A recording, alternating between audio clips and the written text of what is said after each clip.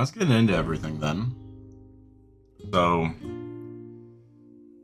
previously, the group of you have, in the wake of slaying and destroying this abomination that was in the northern reaches of the continent near Hollow, guarding the henge there, parted ways with Grottle and returned to our home, Elderthorn, generally. We did this after learning from a sending spell that there was a plan in place to capture or kill Lady C with a very tantalizing piece of incredibly rare cartography maps that any captain worth their salt would trade multiple limbs to acquire. But the plan was happening, and they needed you back as quickly as possible if you were to participate. You teleported from the jungle, thanks to Dunnan, to a very familiar place to get, the Faded Gate Inn. And you reconvened with Dr. Zillan Boonecraft, the head of the Optimum Depths Mining Company headquarters here in Elderthorn. He spoke to you of the plan. They've put out rumors, as the organization was a bit too large to suss out who might be the source of the spying that the group of you had uncovered was happening. So instead, they decided to feed intentional information such that there's no way that the spy would not get it and would not pass it along. That a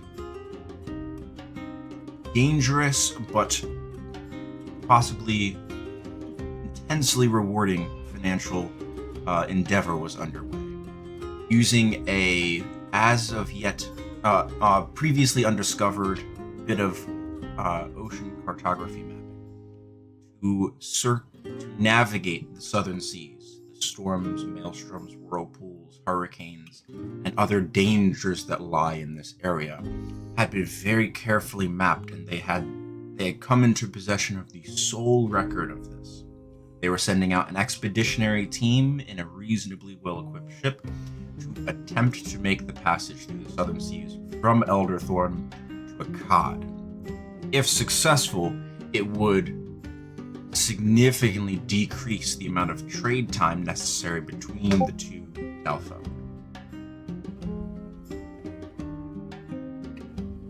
Shaving what normally is a year-round travel down to the matter of a month and a half, most. Huge cost savings and lots of upside, and it would also mean that ships bound with treasures, jewels, and valuables to or from Akkad would no longer need to pass through the waters of the Stormstring Isles on their circumnavigation of Akkad. Meaning, said ships would no longer be passing through the territory controlled by Devil's Buccaneers. This would naturally make sense that there's a sharp decrease in their plundering profits. Dr. Boonecraft and his cohorts believed that this was a tantalizing enough prize that would draw Lady C directly to intervene. She did not steal the map, in theory, if it meant that she could prevent it from being used in the future, such as by making it look like the map failed and the ship sunk. Or perhaps that's a gamble. Maybe the map has been copied and she would need to instead seize it so she could also use it and plan plunder routes along the southern seas. The intricacies of the geopolitics aside, the group of you have been contacted by Dr. Boonecraft as you had initially brought the information to him. He trusts you also. He trusts Storm Surge, who has vouched for the group of you on multiple occasions at this point, to be some of the defending guards of the ship bound inevitably for a confrontation with Lady C.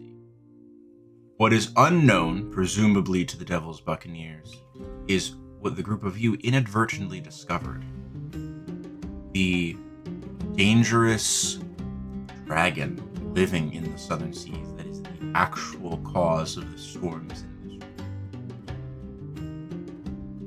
As such, no true map would exist. Ladies see to think that there is one. We're picking up as you've just all departed Dr. Booncraft's office with the instructions to get your final provisions and make your way to the docks as quickly as possible. Aeolus and Tang are Aeolus is currently resting after the mishap teleport knocked him unconscious, costing Tang the last bit of diamond she had for greater restoration. The day is yours. What would you like to do? Night.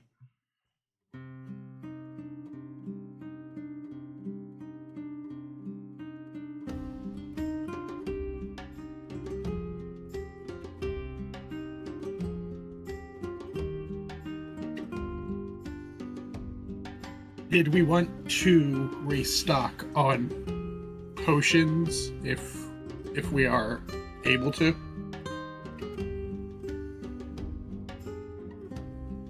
Yeah, I was gonna ask, could we maybe go see Kelpip or something? I feel a little under-equipped to be going into this rather important large mission, of which I've previously not been a part of. No worries if not, though. Do we even have sufficient funds for anything? We have a couple thousand silver. Alright. That you do. So, we should probably restock. But we should hurry up. I think it was urgent that we get to the docks. I mean, they're not gonna leave without us. Right? I shrug. I'm not so sure, maybe. But I They don't would. think that they take too kindly if we hold them up. Because we were out shopping. It's not a good excuse to be late. Kelpip's is not far Something from really sick. Kelpip's is not far from the ODMC offices. Easy enough to make your way there in 5 minutes of time. Familiar entrance as you all cleanse yourselves of the dirt of the road and stand in the well-appointed and a bit overstocked on one side of the establishment. A few moments after you enter, no chime announcing your presence, and yet Kelpip walks from the back and gazes over the lot of you. How y'all doing? Hours late. I suppose this has something to do with the opulent depths, yes? Booncraft said he had something in mind. Right on the mark. Well, Yes. what can I avail you of today? Well, we got a new member. Guess Hi. you're acquainted already? I believe you've met Kelpip once previously. Yes. We've met, done it. Pleasure is mine, sir. Lovely to see you. She is in some need for more proper equipment for the journey ahead. I'm pretty sure Cabot has some stuff for you. He runs his hands back and slicks his hair back. See all of the various jewels and the rings sparkle from him. Absolutely. What is it that I can provide to you? Do you have any idea for what you are searching?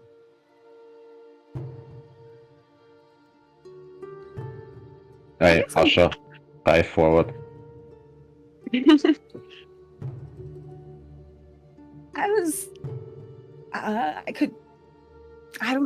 you have? Do you have any, I use daggers. I've got a crossbow already that I like because courtesy of the lovely Aeolus. I guess, what do you have in terms of daggers? Let me check for you.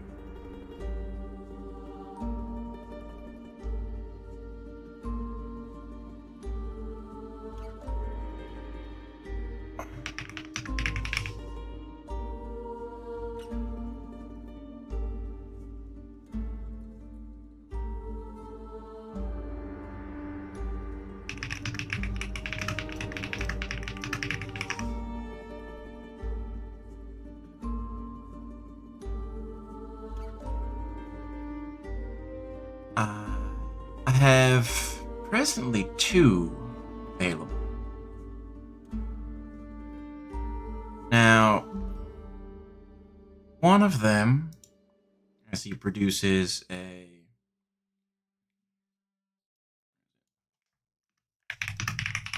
just lost my handout.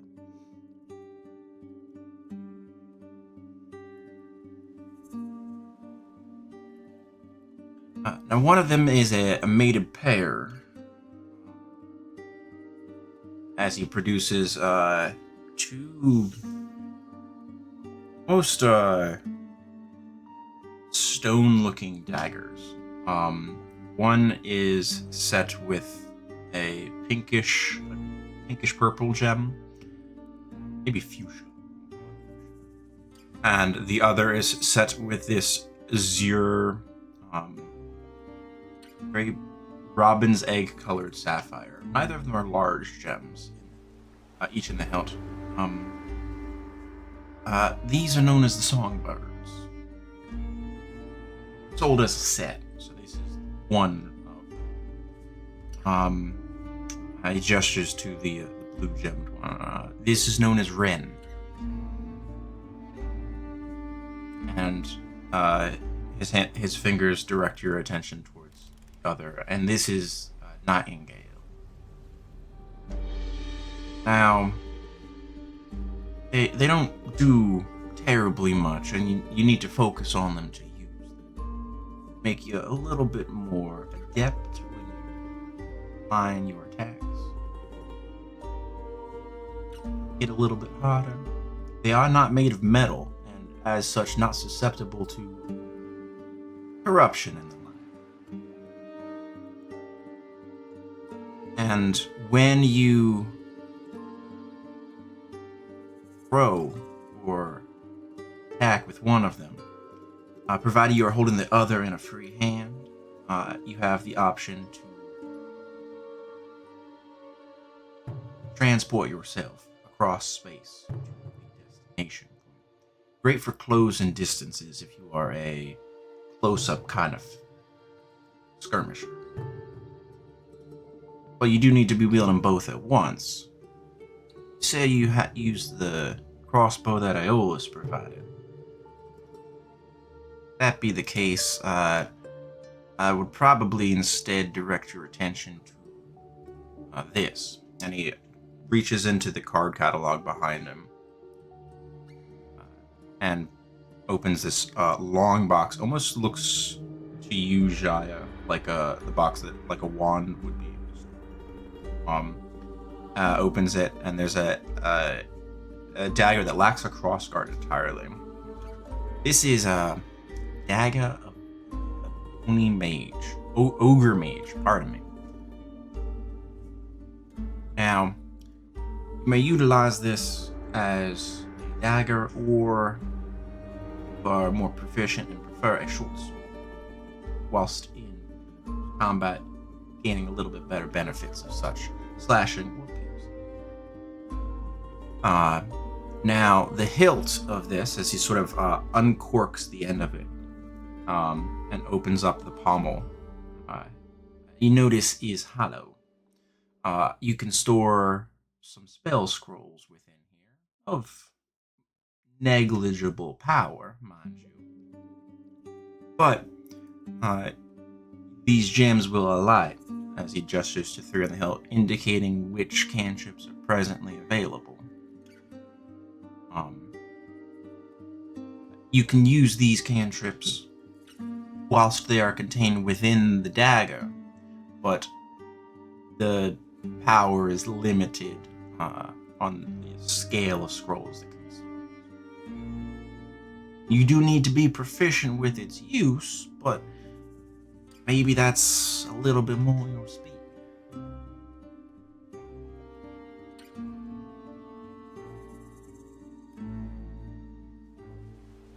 That does. I'm personally not really a up close quarters type, so the teleporting might not be my best move unless you guys want to pick up a pile of flesh and fairy dust at the end of the interaction, which, not preferable to me, but What's the price differential between the two? I'm assuming one dagger is less than two. Well, Wren and Nightingale, the songbirds, run you better part of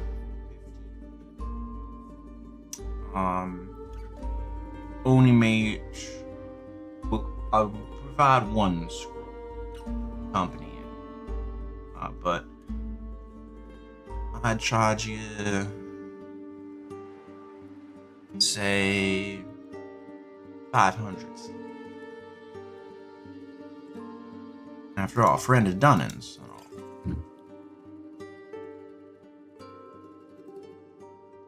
500 silver, and I get a free spell scroll inside it included. Yes, well, of the most basic cantrip variety. Of course.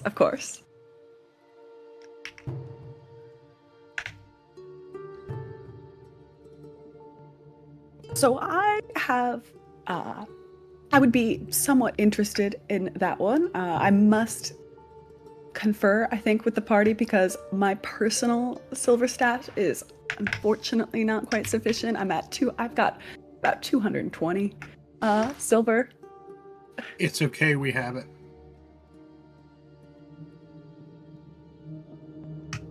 That seems pretty useful, having hot swappable cantrips.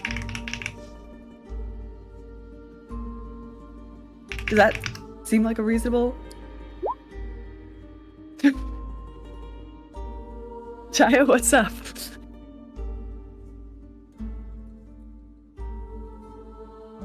No, not offended at you, love. Just offended at a friend of Dunnan. I was only a fucking student, Kelpit, but that's fine. You know, it's okay. I see where your loyalties lie. No, it's all right. You still have my favor, mind you. But Dunnan spends a lot of money here. I'm sorry, the stipend my parents gave you for instruction not quite cover it. It's fine. I'm gonna wipe my eyes with Helly's hand because we're still holding hands. Oh. Wait, She's a little emotional right now. One moment, please. It was a tough journey here. One moment, please, Saf. Please, take your time. There's a stack of scrolls over there on that shelf. Feel free to select whichever seems interesting if you are. I need to speak with Jot. Jot, you believe your mother paid me? Well, it's just, soup, honestly. I've never Why else would you received... take a... But she didn't. No. She didn't pay me either, so... No, I owed her.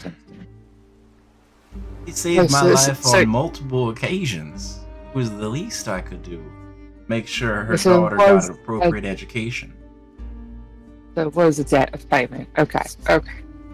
You are paying something back, right? That's fine. Yeah, I see now. Right? Even if not, I'd be happy to assist her on whatever she needed, to the best of my ability. Oh god, I feel another one is going to tell me how in love with my mother you are. I'm going to just fucking teleport back myself.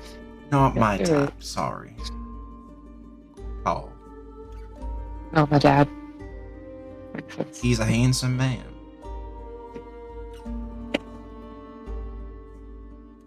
Also still not my type, though. It do domestic. You're giving a little fairy a bargain now. Now I'm starting to see your type. Got it.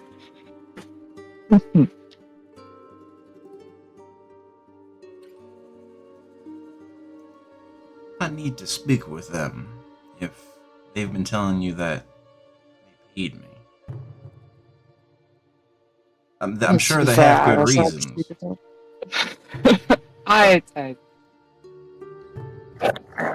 Allison, I know I'm alive. Should probably talk to them as well. It's alright. Bob, do you need help picking out spell scrolls? This conversation. I think I found a. You can just message me what cantrips you're picking. If you know. Okay, cool. Yeah. Each additional scroll, if you want one beyond the included, an additional 25 silver. Okay.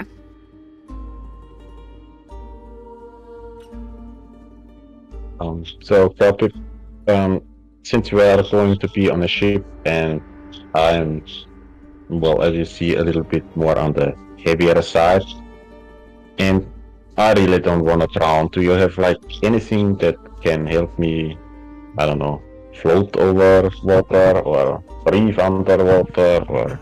I believe I have a potion of water breathing around here somewhere. If any of your I'll compatriots are take that.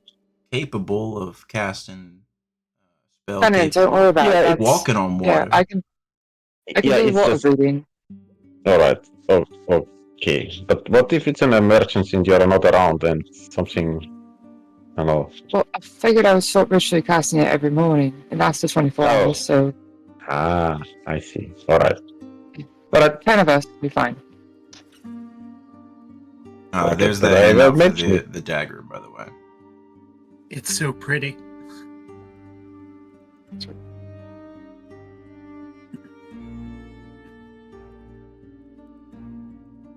All right, so Oh, we also need potions. Call.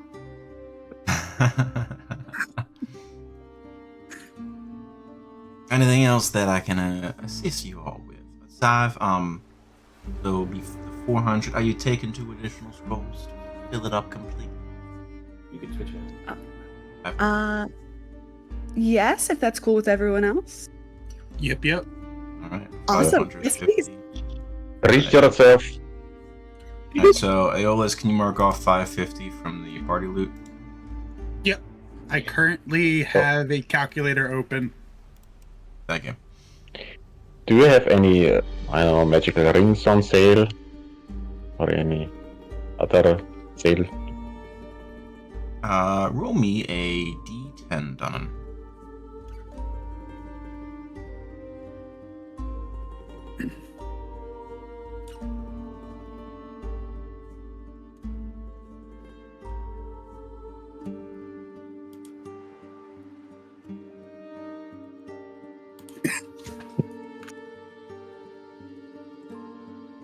At the present, I do have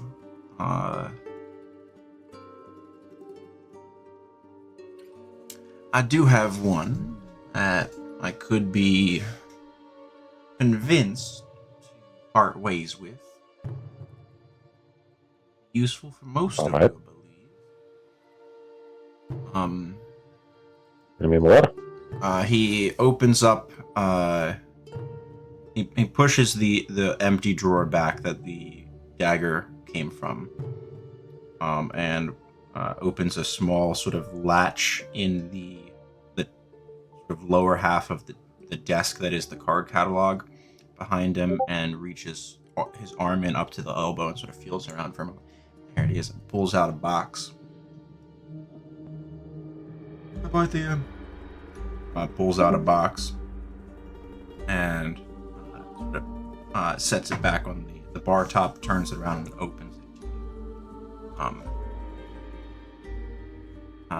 Inside you see furled a doubled golden band with what looks to be a series of runes scratched. This is colloquially known as a ring of spells. You have the capability to use your magical might to cast a spell into it and hold it for a future release on the timing and choice of your own. Very useful, especially depending on the options available to it. Now, And sorry, go ahead. and only the person having the ring can store a spell into it, right? Or anyone can?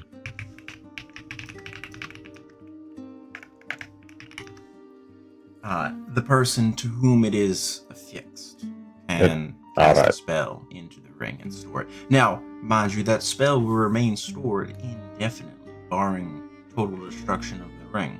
So, were you to have a particularly interesting ability that Jaya does not, you could provide such a spell to Jaya by you taking the ring, storing things, and then providing it to her to use. And vice versa. If she has a particularly powerful spell that you cannot avail yourself of under normal means, she could attune to the ring, cast the spell into the ring, and then provide it to you to affix to your own person.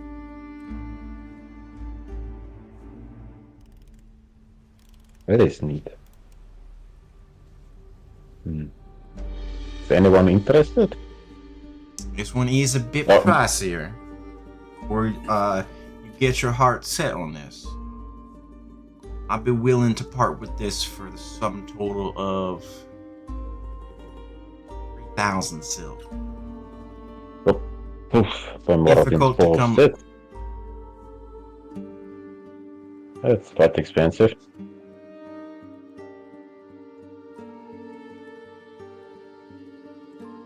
Euros? What do you say? Give me 1 moment. I can pull up Hellara's sheet if you guys budget off of your own sheets as well. Does Shire do have any? I don't know.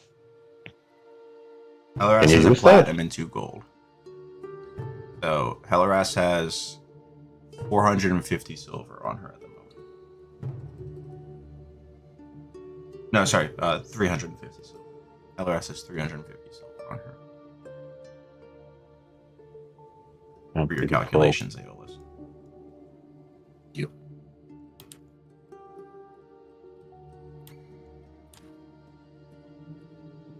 Beyond that, I'm afraid I have no other interesting reasons. Based on the knowledge of the group of you already possess, much of which I've sold to you for mine.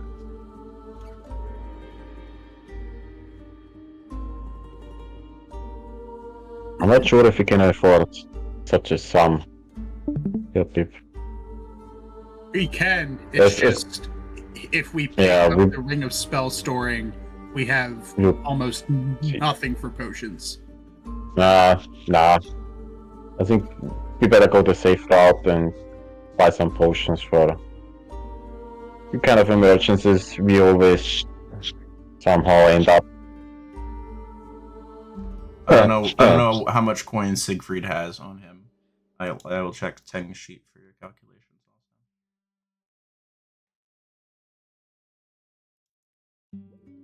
also. Teng has 24 silver. I have, Not really contributing. I have like 2 gold and 17 silver, so much. Yeah, I have 2 gold and 1 silver. So, total, we have enough to get the ring of spell storing. We have 2,300, 2,650, 37, 13, 38. We have almost 3,900 silver. Yeah, but we don't really know how much potions we would be able to acquire. So I think we should first buy potions and then see what's left over of our funds. We can I do have that a if couple Kelp has potions available. I'm afraid, actually, it'd probably be your employers at this moment. I have bought quite a large amount of my stock of but 2 basic potions presently available. They're 50 silver each.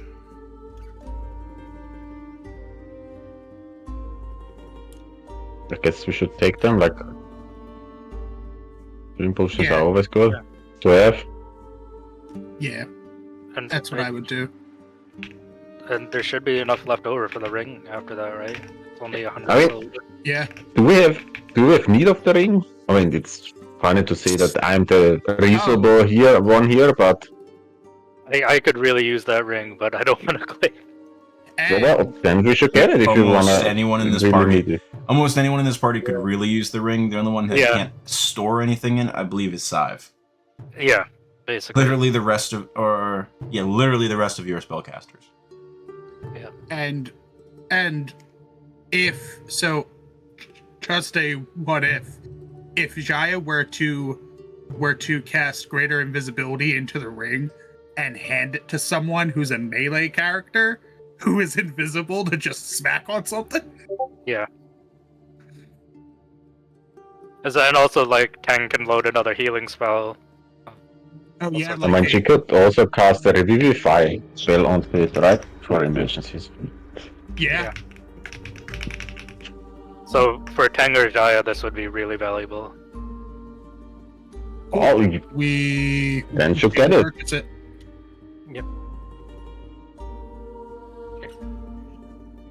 Yeah, I'll let Tang and Jaya decide whether they want it first before they go for it.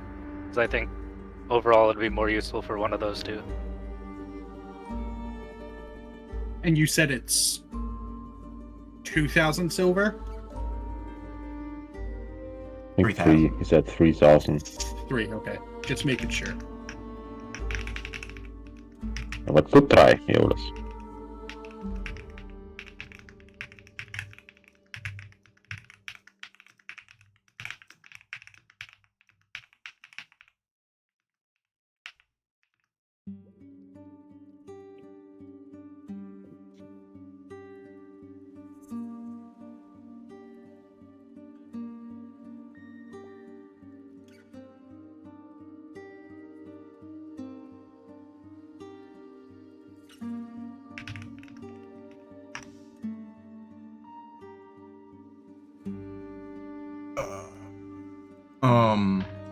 So you're buying the 2 potions.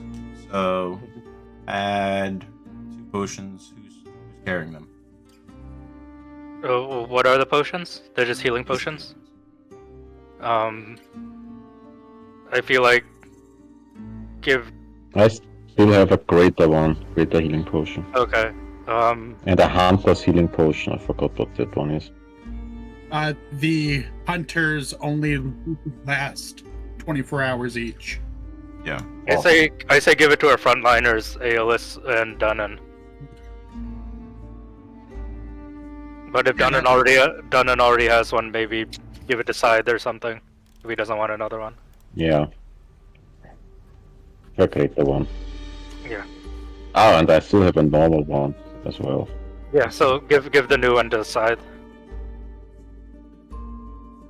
So Scythe, you get a basic healing potion, and Aeolus gets a basic healing potion, correct? Correct. Okay. Awesome. So that's 100 for that. Dagger of the Ogre Mage plus 2 scrolls, 550 marked off, so you got 650. And the Ring of Spell Storing, so you got 3650. Yeah, so from Hellerast, we need the platinum piece. That's it. Platinum piece. Yeah. Okay. It is off of her sheet. And I will pay Hellerast back the 100 silver if we make it through this.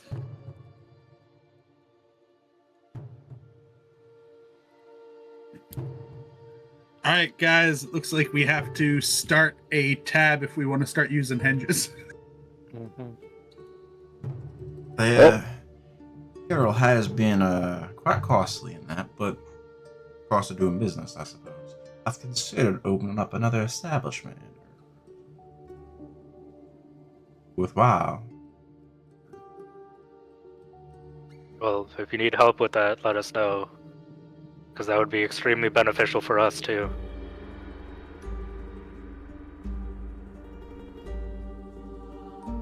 I appreciate the thoughts, though curious as to think as to how you might help. I don't know. Flashes you a smile. We helped last time, didn't we? Well, you defended I'd be worried if Urkrip's under attack.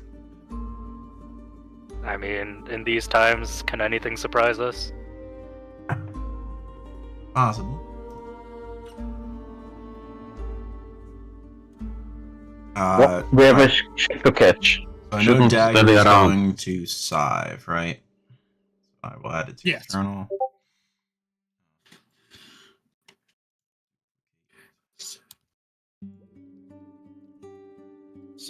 She's not that, but Stuff. handling. That is attunement Sive.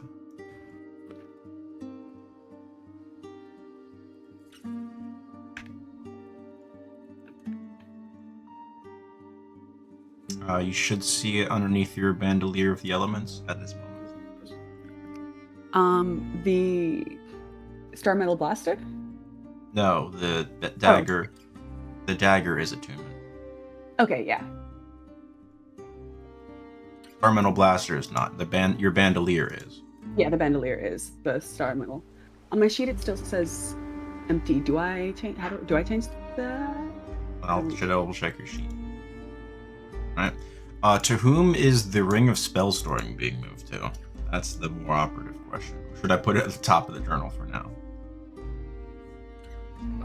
I think for now, until we figure it out with Shia or Tang. Yeah. Because my Oh, go ahead. I was gonna say, I feel like loading it up and giving it to Tang would be a good idea. So I can put in, if it can store up to 5 levels. I don't think you don't have spell slots though, right? So that's the. Oh, sorry. I thought that was Side, not Shia. Apologies. But yeah, I think we give it to Jaya, and you can load up a bunch of something defensive for Tang, right? I was gonna say I could put greater invisibility and a silvery barbs or a shield or something in there, and that would bring it up to 5 levels of spells, because that's how much you can store in it, right? Yeah. So that way she can be invisible, and she could cast like a silvery barbs to nerf a thing. So yeah, that sounds good.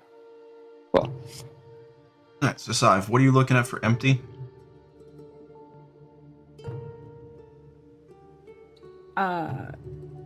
Sorry? What are you looking at for empty on your sheet? Just on my sheet. Oh, in the magic items? item. Yes. Yeah. So what you would do is you would open up your folder underneath your character sheet that says Sive's stuff. Oh, okay. Sick. Click on your Dagger of the Ogre Mage. Yeah. Place the word empty by typing Dagger of the Ogre Mage. And then you would copy and paste the description into the big block for empty. That's it. Cool. That's all. That way you have a reference on your sheet and you don't have to open the journal every now and then and look at a handout to know where you're at. Yeah, awesome. And I can also see at a glance on your sheet to how many things you are attuned. Alright. Group of you depart Kelpips, I believe. It's got a ship to catch. Make your way to a ship. I believe you collect Aeolus along the way, undoubtedly, from his resting.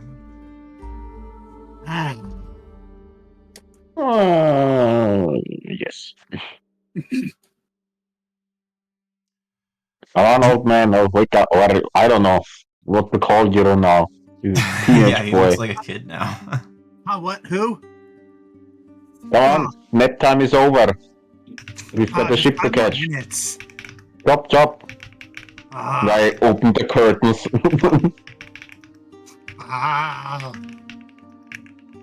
Fine.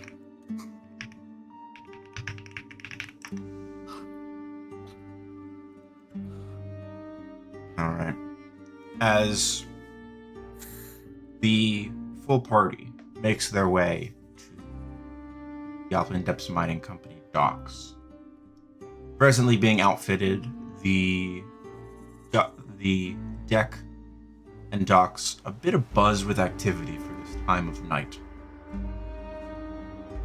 Your eyes pick up a few dozen lanterns that are shedding their orange-yellow glow on a sleek, iron-ribbed brigantine with gray-looking sails in the night, crimson trim along the hull. Etchings along the prow depict that of a mourning woman, her eyes weeping, carved slightly. Behind her, and then as you round entrance to the docks themselves, you see the two nameplates upon the ship. Anne's Lament. It seems well appointed, well defended.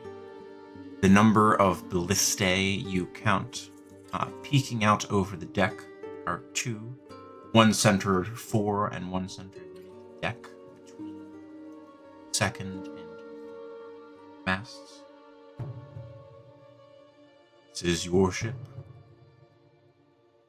Sleek, narrow, built for speed. As the group of you make your way onto the docks, Umish man looks up at you. You all the ones we're waiting for? That we are. Pleased to All make your acquaintance. You're called Bloody Mad Dogs. Guess you heard our fights?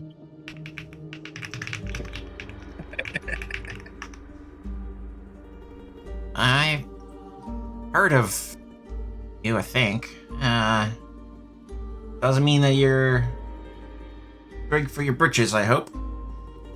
Name's Wickle. Wickle Bramblelock. Your captain. Plied these seas for a while. You notice, as the light flickers, he's got mismatched eyes. One bright green, almost emerald-like. The other one, a blue, like a sky, a clear sky after a rainstorm. Nice to meet you all properly. Hey, look, we got 2 reasonably skilled mercenaries that'll be operating ballistae at the moment that we come under attack. I mean, we are bait. Hop on board. Shows you up the gangplank. Alright. Here's the central hold of the ship. Gestures to this lattice work of a steel grate. Great moves. You can operate the movement from beneath or above deck. Easy enough. Can get a little bit wet in there if it starts to rain. Don't be underneath the drip spot. That's on you.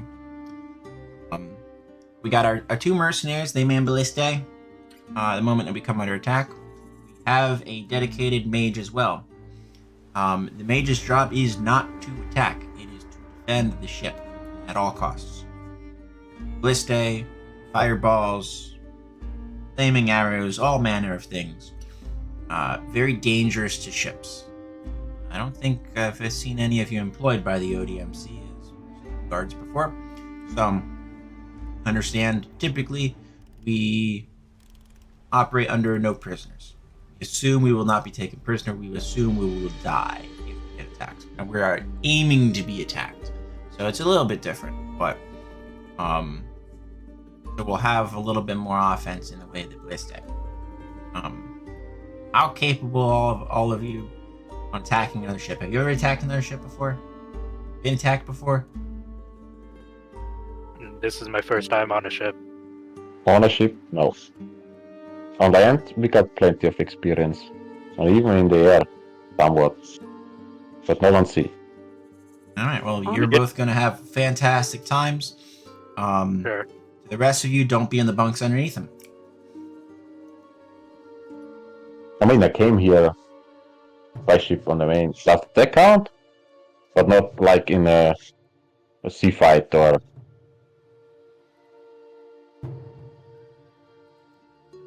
Alright, well, I recognize some of you. You've all served with the Watch. Some of you are in the Watch. So, Look, fighting on ships is a lot like fighting in person, but you have to protect something else. The ground underneath your feet, so to speak. Because if we sink, we all die, right? Yeah. We're not carrying cargo more than just for ballast at this point. So we don't have people managing the cargo. We don't need to manage the ship's log. So our crew is pretty bare bones. Really, me, 2 mercenaries, the mage, and 1 other. That's about what we got. We'll handle the managing the ship and whatnot. Mercenaries will manage the ballista, but come under attack, it's on y'all. Things happen a little bit more slowly at sea unless we get boarded. If we get boarded, we probably lose most of the time. I've not been boarded yet. I really don't want to get boarded. We're probably gonna get boarded. I love Most likely. confidence. Very great. Are there more than 2 mercenaries, or just the 2? Just the 2 of them. Former watch members. Paid them well. Their families have been paid well, just in case. They're not carrying their coin with them. Their job is to man the ballistae until they are cut down. Captain, which one of your 3 crew would you want to be able to breathe in water every day? Me. You and who else? Two more. Oh. The mage, the mage. or the mercenary? The mage and one of the mercenaries? The mage and the other person responsible for operating my ship. Okay. The So, helmsman. from here on out, whenever the days start, I'm going to be casting water breathing ritually at the start of the day to give us 7 water breathing, the captain water breathing, the mage and the operator water breathing. I'll do that every day. Do you also have water breathing? Sounds like he does. No, Jaya, do you? Yeah, that's why I said when we were in the ship, I could cast it. I thought you did. So you guys can cover everyone with water breathing. Okay. If you want to. Cool. Yeah, let's do that. Because it's just a ritual cast. Yeah. Jaya, you don't need to prepare it though, which is nice. All right. Well, that's fantastic. So as long as we can walk along the bottom of the ocean, we'll be fine. Hopefully we don't get eaten by sharks. Or a dragon. A couple of questions for you, Captain. Dragon? Yes. Oh, Are there any explosive material on the ship? We have a number of ballistae. That's it. The bolts, for the ballistae, a couple of them are explosively tipped. That's it, though. And they're warded against fire and lightning and impacts. They're pretty well protected. That's good to know.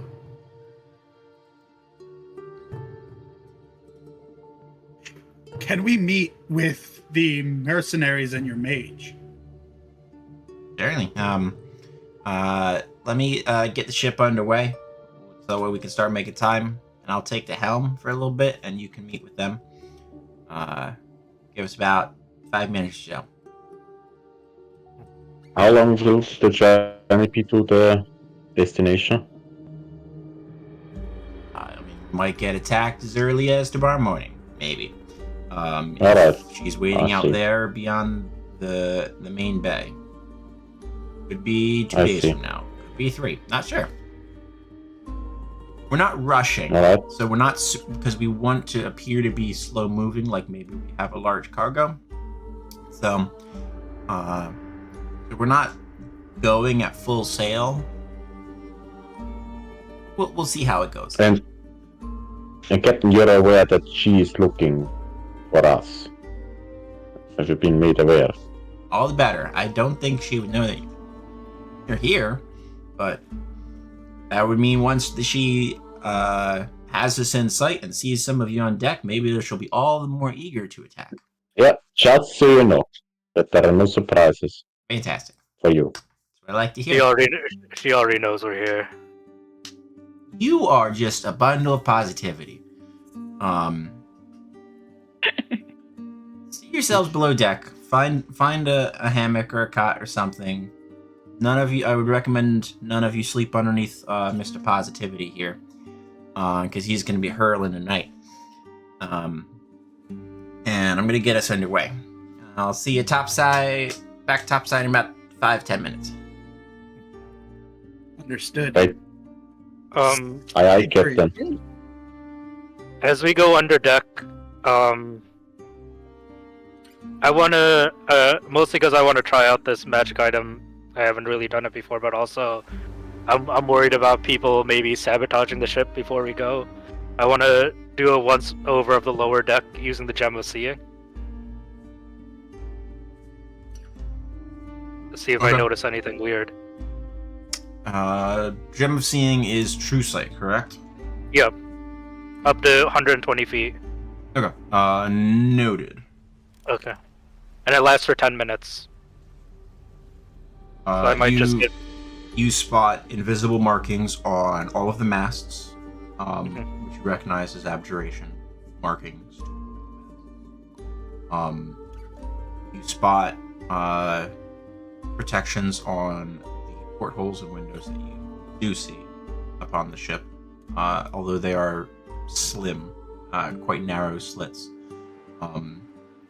They seem to be warded to try to prevent water from spilling in if the ship keel hauls or rolls too much, to try to ward it from sinking or taking on too much water. Most of the ship seems to be somewhat warded against fire, such that it's particularly difficult to set it ablaze under traditional non-magical means. Other than that, nothing stands out to you of particular note. Okay.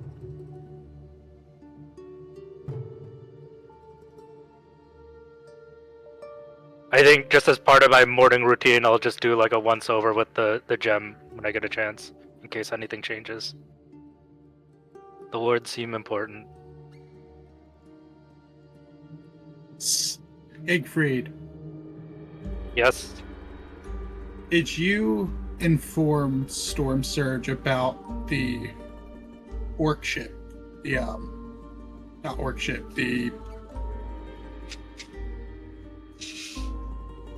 I believe I did. I sent a message with that information to him. Okay. At least, Jaya did. When she was hungover.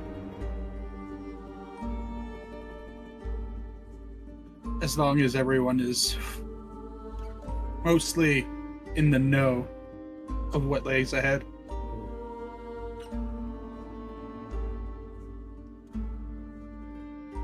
After the group of you are settled in below deck for a moment, and you've dropped your packs and whatnot, and you reconvene above deck, the Captain Brabelock returns to you, and Helm's got the wheel for a moment. We're just making our way out into the bay. It's gonna get a little bit rocky, not rocky, like rocking back and forth. You'll get used to it. Try not to sort of sway with it. Like, don't force yourself to go with it, because you'll get your timing off, and then like you'll sway in the opposite direction. It'll really mess you up. All right. This is Drew. He gestures to the helmsman behind him that's currently manning the wheel. And he said you wanted to meet the mercenaries as well, right? Yes. He introduces you to two individuals. This is Leo. Gestures to a half-elven gentleman. Looks to be about mid-20s. It's been a rough youth for this. Their skin has some scars upon it. He's got a really deep suntan. Currently, he's wearing his hair tied back with a bandana. Looks at each of you. He's got reasonably well-muscled arms that are bare, from his tunic with the sleeves torn. He does not wear shoes. You can see that his toes are splayed slightly wider, and he seems to be quite sure-footed on the deck of the ship. Greets you all. Whoa. To meet you all. Manning the 4 ballistae, and also traditionally a lookout. Oh, if you need me, you can usually find me in the nest up top of the center mast. A hammock up there in the rigging as well. The other Glad to individual. have you on board. The other individual greets you. Is not what you would have expected for a mercenary of sorts. Quite a slim build. Half-orc or full orcish woman. Her hair is tied back in a series of Swiss braids along the spine of her head and trails to about the small of her back in a tied ponytail. Hi. As she sort of glances over you, shifts ever so slightly position, not used to being called to attention in this manner, perhaps. Heard some stuff about the bloody mad dogs. You've all been doing a lot around here. Well, I'm glad it's a positive rumor. Not all positive. Because they're mostly negative. Only some.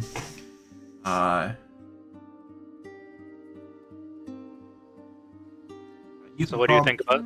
You can call me Go Botham. Nice to meet you. I hope you're being compensated well for this trip. He's good. ODMC's never been seriously wrong previously.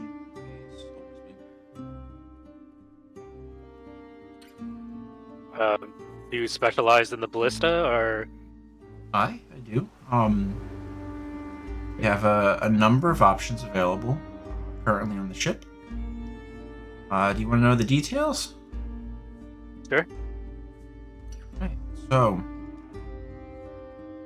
currently I have... grab my list. She gestures to the 2 ballistae. These 2 mounted are stock standard. We have 5 currently available. We have Starlight clusters. These are the explosive ones one of you asked about earlier, according to the captain. These would be fired by Leo on the forward ballistae. So he has stock of them. He's the only one that can access them. We fire them steep angle into the air. The bulbous head explodes and illuminates the sea for about 250-ish feet around. And then the motes slowly fall into the sea. About 10 minutes or so. But if the breeze is strong, we'll lose the light much quicker. They're not for firing at other ships, traditionally. But you really don't want them to explode on your ship.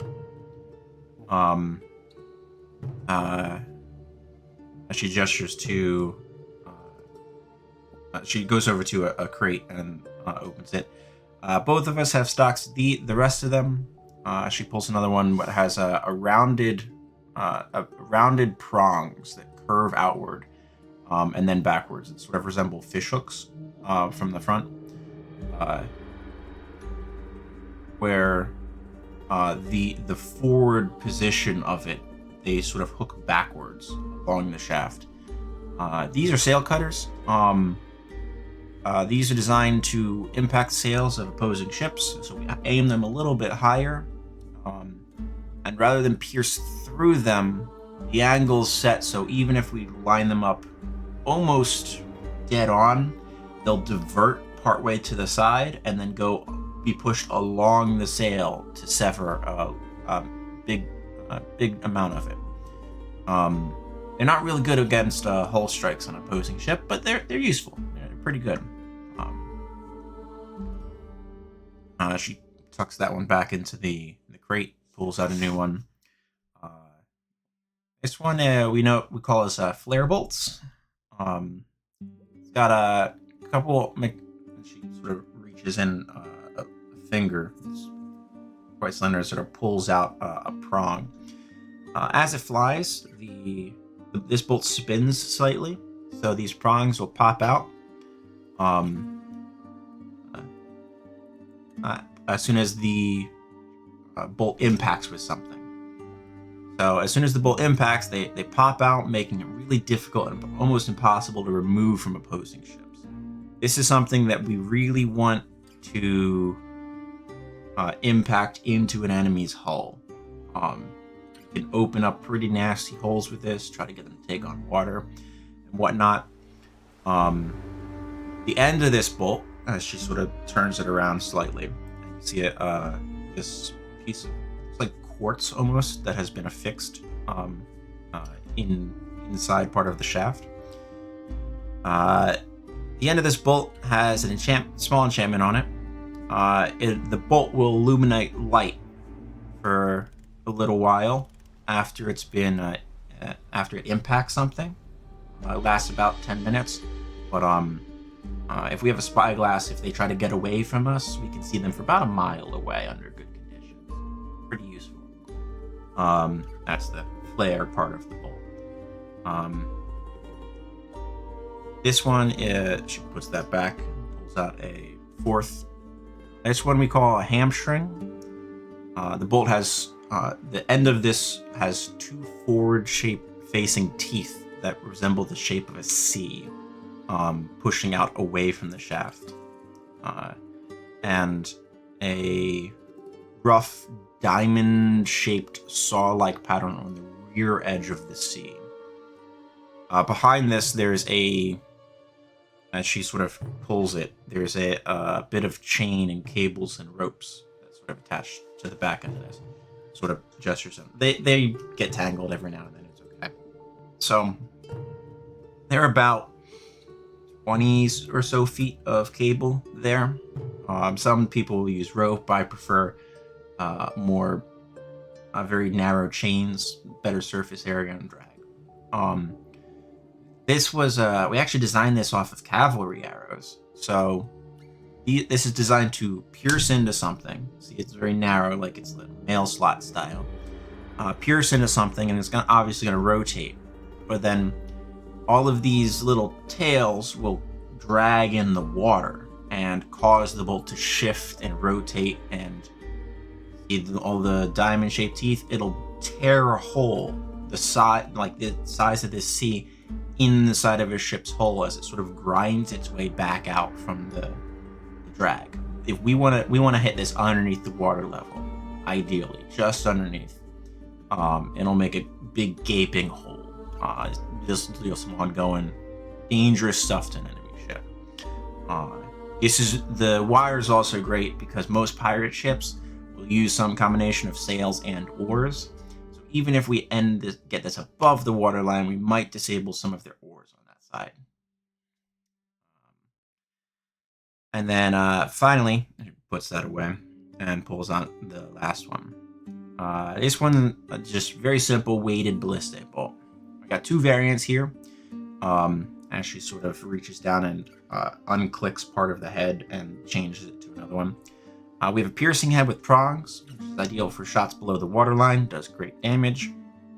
And then she produces another one, sort of a hefty sort of iron ball that she places on top, about 6 inches in diameter.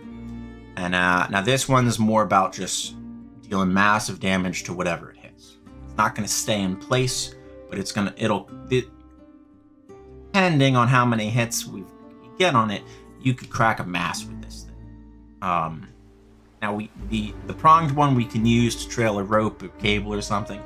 if we are trying to do boarding activities, typically we're not going to. We could see any of these coming out at our ship as well. These are pretty standard production models. Are there? Oh no. Here's a handout for you. Do you have any knowledge of the practices of Goliath seafarers? Do they specialize in something over others? I mean, I was not going against them. Are they known Goliath, for boarding or? I mean, your things like that? kinfolk tend to be slavers. I'm just going to be honest with you. So they're doing boarding activities. They're not trying to sink ships. They want to get on the ship, take the people, take the ship, right? So anything that's going to help them with boarding, they're probably going to go. And say we get into a fight with an enemy vessel. What would you like us to do first? Is there a specific place on the enemy ship you want us to target, or do you want us to provide cover for you, or? You don't worry about us at all. Leo and I can handle the ballistae fine. Okay. Bremblelock chimes in. Well, when you're getting attacked, or when we're going to be attacked, you gotta know some things about the ODMC ships, right? All of our ships, which is why we are so careful and we won't give them up without basically fighting to the death. They're all pretty well warded with enchantments. Generally, most ships are immune to spells beneath the sixth sphere of magic. Does mean that we can't get the benefit of aid in magic and propulsion, but it also means that we don't get set ablaze, capsized by people controlling water and things like that, otherwise rendering the ships inoperable. This pattern is good for us, but also kind of bad in the sense that typically what happens is if our ship gets taken, now it becomes a pirate ship with those exact same defensive capabilities. Now, the one exception to this glamour is typically the sails and rigging. The ship is repairable, but generally it's pretty immune to damage. Lines, rigging, and sails, they get swapped out so often, it's not feasible to have an enchantment placed upon them. So if any of that stuff gets severely damaged, we might need your help with that. But beyond that, it's fine. We usually have like minor glamours to help protect them, but nowhere near as significant as up on the ship itself. And where are you going to be situated during the fight? Well, I'll be at the helm at that point, and then Okay. My own helmsman will be operating various lines and rigging as necessary. And where's the mage going to be? Below Wherever deck? it needs to be. Okay. So mage is moving around, ballistae, mercenaries stay with the ballistae, you're by the wheel, and the helmsman is wherever he's needed. Okay. Speaking of, this is Arvin Dolmore. He's our ship's mage. You see tall and lean, draped in what might have been robes at one point, but have since been sort of cut and tailored and shifted as necessary. With 2 rings, one on each index finger, as he looks at you. He has a wind-chapped face, and there's just the beginnings of this shock of white that's starting at the roots of his hair that's been swept back. It's not long hair by any means. He's got about an inch and a half of like this grayish white in his hair, and the rest is still this brownish gray. Is Arvin part of the watch, or is he also a mercenary? Or No, he's ODMC? not part. He's not part of Blackburn. Okay, he's part of ODMC. Yeah. Okay. Well, he's hired by ODMC. Yep. Pleasure to meet you all. Arvin, I'm out of Armskirk. Got selected for this job. Happy to help as best I can. Sounds like it'll be a fun time. Don't let me die. We'll do our best.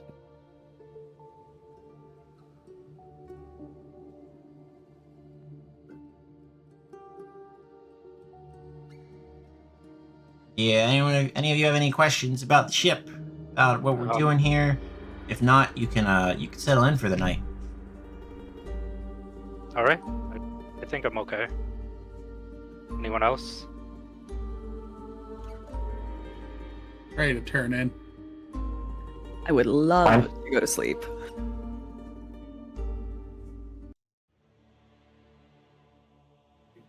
If you need anything, don't hesitate.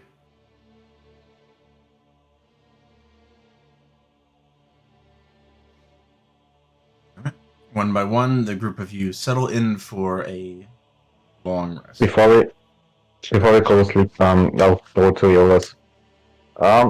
Do you still have those griffin bracers Heli had? I think they might come in handy in the upcoming fight.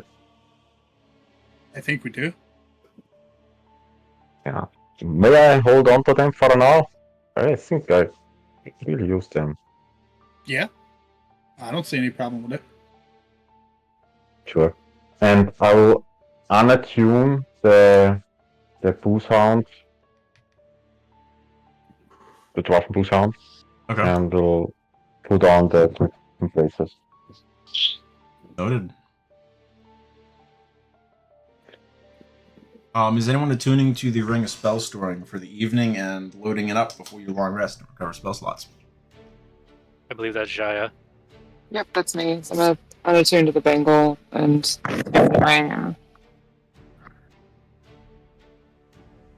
put in a greater invisibility and a silvery barbs, I think. And give that to Tang after a long rest.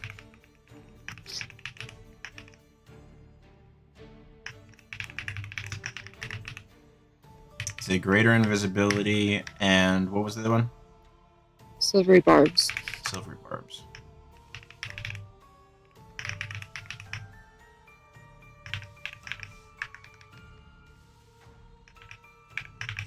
Okay. I was editing the handout for the moment to mark those two spells. Okay. And then you're passing that off to Tang for afterwards. Yes. Are you going to reattune to the bangle? I was going to say bracers because that's directly in front of my face. Bangle. Begrudging look at Siegfried, she will. I mean, I can trade you the Gem of Seeing if you want. Oh, it's just because he was so loud and that was so hungover. She'll keep it. She's just being grumpy about it. I mean, now you understand the experience of every cadet for the last, 3 decades? Yeah, and this for a reason, Siegfried. He's honestly not that bad. No, he's one of the better people. He's just so loud. I think he might have hearing issues, but no one's brave enough. No one's brave enough to talk to him like that. So I may or may not have aided in those hearing issues. I mean, the man likes standing near explosions and then turning around and walking. I can't imagine that's good for your eardrums.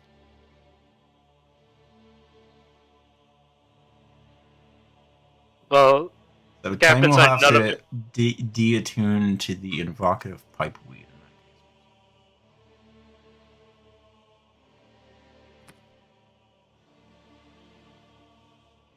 taking the advice of the captain, Siegfried's gonna find a bunk that's not above anyone else in case he has to throw up in the middle of the night.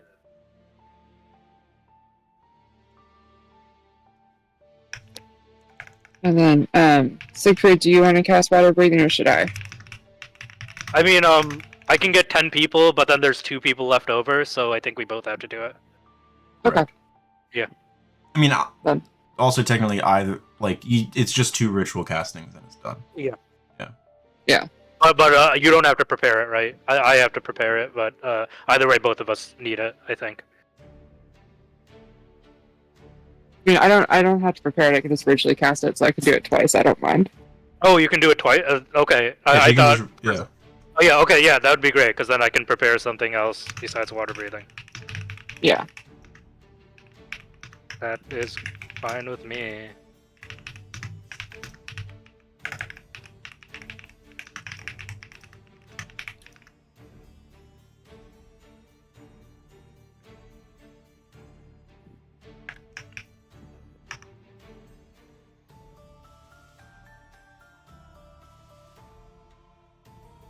All right. All of you can go ahead and long rest yourselves and reduce your exhaustion when you have a moment. We should be at 1 now? 1 Be level at 1, exhaustion? correct. Or... And make sure you're adjusting it in all of your sections. Mhm. And I think now is also a good time for mid-session break. I Does Thank anyone you. need to roll for charges for magic items regaining a charge or no? I'll do wheel and woe right now. I'm good. yeah, Well, and the- I think the M just Bangle. automatically And Yeah, the Bengal I rolled. one. the gem of seeing I think automatically recharges, I believe. But when I only use 1 charge anyway. Oh yeah, so... it'll gain it no matter Yeah. what. And then Aeolus, I believe Vergasiv does not roll. You just get all the charges back. Right. All right, fantastic. Let's do a break. It's 25 right now. Called about 7-ish minutes. So Sure. 32, 33, give or take. Sounds good.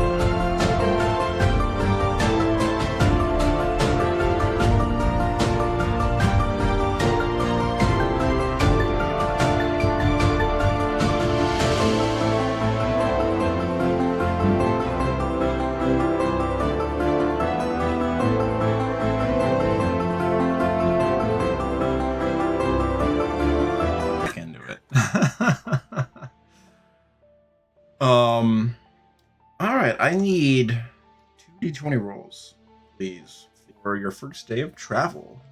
Word and Lament. I'll do one. I haven't done one in a while. So. I'll do one. All right. Hell yeah. Dunnan first. Over the course of the day, weather seems to be maintaining, but getting slightly worse. Like there might be a storm brewing in the next few days, but not quite yet. Skies were gray. Wind was still pretty decent. All right, time. Progress. Token. Jungle.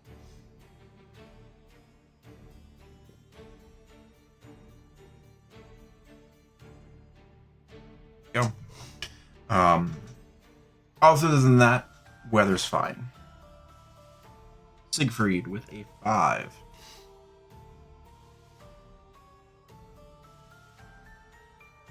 The seas were relatively calm. Saw no other ships, nothing untowards. Off to the starboard of the ship. The distance about 20 or so miles away. Just on the edge of the horizon for some of your sights, depending on where you are on the water, which isn't too bad at the moment. You can see the thin sprawl of land slowly past you. Up ahead, it sort of vanishes. Towards the end of the day, it starts to vanish, like ahead of you and to the right, as off your map, the land dips in there slightly before coming out into the peninsula that forms the other half of the Bay of Elderform, and Thornridge Bluffs off to your back left. And up ahead, you'll likely be sighting the peninsula that forms the final turn before you get into the southern seas, sometime in the next day or so. If this pace continues. As we're going, I would just like to give updates to the captain on the weather whenever I can. Noted. For the record, that is at your location within the next 24 hours. Yeah. That's why I say I would keep updating him every couple hours probably because it's probably changing rapidly. Yeah, you're moving. Yeah. Quite quickly. Not to say that something that's 10 miles behind you isn't somewhat close to how you are, but not very accurate. Being on the seas and moving. One thing if you're at anchor. First day passes uneventfully, though. Is there anything that anyone wishes to accomplish over this time? Sorry, I'm just counting spells right now. It's fine. 2, 3, 4, 10, 11, 12, 13, 14, 15. Okay, that's right. I'm just gonna work on writing the new Bloody Mad Dog song about the Radiant Dragon zombie. So, I'm gonna be working on that. Good. Easy enough to do over the course Oh, of the day. terrible. Worst one yet. Weird number of syllables in Radiant Yeah. Dragon Zombie. Might need a new name. Yeah. Mm-hmm. No one else has anything over the course of the day, we can proceed to the next one. All go ahead and complete a long rest. Sorry, go ahead. Wasn't there something else that we needed to study in the library? Oh, Oh yeah, hags. Or did we look at hags already? But there was then shamans. Are those the two? no, we determined that the fire dragon, the radiant dragon zombie wasn't the result of shamanism. That someone had taken the energy from like another plane and charged it into this creature. That's why it was like so explosive. We were going to do about hags, but I don't think that's really relevant right now. We could research use of blood magic. Yeah, because we know that if Lady C is involved right now, there's probably blood magic coming at us. I don't know. I don't know Yeah. what we might research. Just a thought. I mean, if we're spending the whole day at sea and nothing's happening. Yeah. Absolutely. We might as well, yeah. And then Siegfried Had just some had blood the, magic on the table so far. yeah, and then Siegfried asked to like if there was a negative ethereal, would there be a positive ethereal? Because the energy for the dragon came from somewhere else. But that was it. Oh yeah, all of the different planes and in Yeah. between. Very fair. Okay. So you have 3 options as to what you would like to research.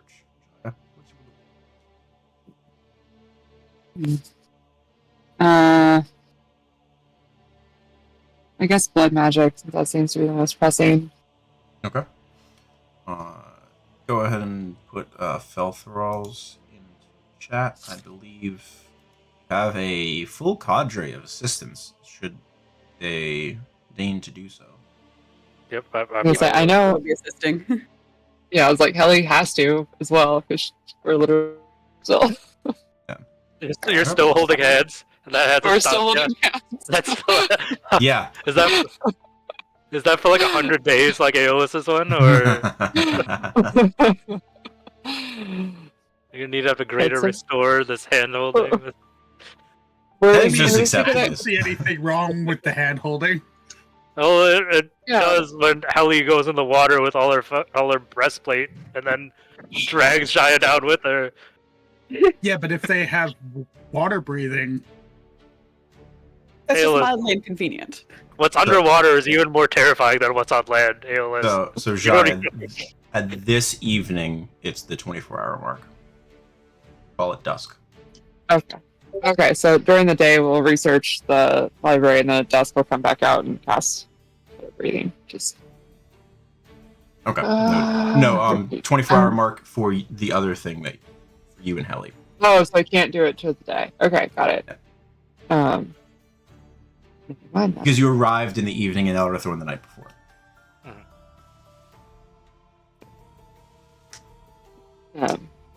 Oh, so I'm still Alright, vibrating so- in the background, by the way. We're all fine. I mean, honestly, Siegfried hasn't noticed much of a difference between inside. Wait, does Dive like when you're radiating? Are you just like kind of sparkling, like someone's like spanking Tinkerbell kind of thing? Oh yeah, oh yeah. What Sending off little the- glitters. Okay, I know the that gift did she's happen talking in about. Peter Pan. Thank you. Yeah, it's like that's No. that's no, What kind of Peter Pan were you watching? The give me Disney. a second. And then I remembered. Yeah. I was like, wait, hold, Yeah. oh. A bit? Yeah, that's written visual. Oh, I thought something else when I said Spain. Sorry. I think everybody did. I mean, to be fair, all the animators at the time were really horny, so I feel like I came in at the wrong point in this conversation. welcome. Yeah, Pia. just the regular shenanigans. Yeah. Thanking Tinkerbell. That's the You shenanigans. make one pop culture reference. Oh. All right. So you have a +5 benefit here. On top of your legend lore. Like, let me please. Okay. So Blood I'm gonna magic. It's an Arcana use- check. Okay. I'm still gonna use lucky to give myself advantage. Sure. So So that Plus- is a so that's 15, 20 exactly. Okay. Over the course of this first day at sea, you learn that there's a variety of types of utilizing blood magic. Not just limited to that of methodology employed by the Order of the Back. Individuals of different persuasions, such as those seeking to heal and help, and might utilize their own vigor in pursuit of powering their magics. Others will channel their own vitality to place seals and boons and interdictions upon enemies of theirs, such that they can be triggered and decimated by these lingering curses placed upon them. Based on your research, you ascertain Lady C is not one similar to Aeolus, a blood hunter, similar to the tools, the Order of the Iron Fang. You ascertain that the traps that had been designed were mimicking the effects that the Order of the Iron Fang has to place these tracking marks upon individuals, but is not the true source of Lady C's power. She is much more aggressive, much more dangerous when she places these seals and marks upon anyone. To the point that any type of mark that she is able to place upon any of you be very dangerous to you.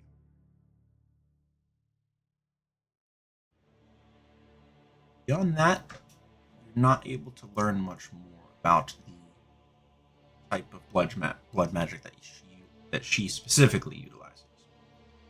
You do learn more of the variety of types. There are clerics and wizards who utilize blood magic as sources of their fuel. Branches of sorcery, where magic is innate in their own vitality and is more easily brought forth when that vitality is being shed.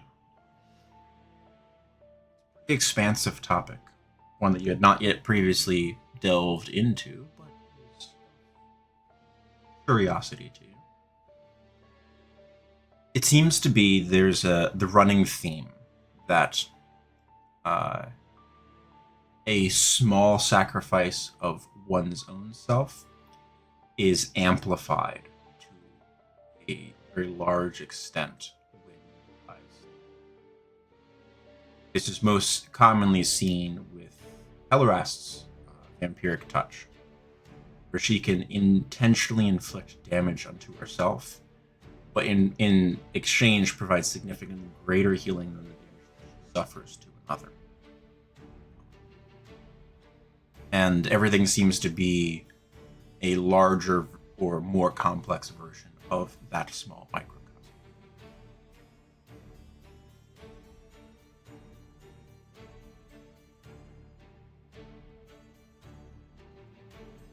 I don't think the group has seen Aeolus so focused on research. Siegfried would just mention, I mean, like, surely though there has to be a downside, I guess, right? Otherwise every mage would be using this. There would be no reason not to. Yeah, you turn out to be the one that always falls first in battle. But even more than that, I mean, you've seen mages, they don't really care about when they fall in battle, they want to show off. Why wouldn't they use this? It's not like this is exactly hidden knowledge. I guess to some the trade-off is too much.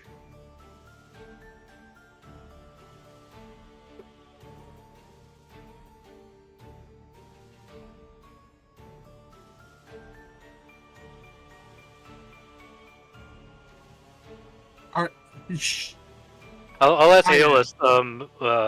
Aeolus, when you first started joining the Iron Fang, even before, like, way in your history, were you selected or did you volunteer? Did they notice something in you particularly that allowed you to be able to use blood magic, or were you just a layman off the streets who was able to learn it yourself? I don't know if that's too esoteric of a question. I would think that when I was acquired, that the one who acquired me saw something. A willingness to go to what extent I would need to. Does And- everyone... Oh, go ahead, sorry. And researching this just proves that there was even more that I was unaware of. Is everyone in the Iron Fang trained in blood magic, or is it a select few?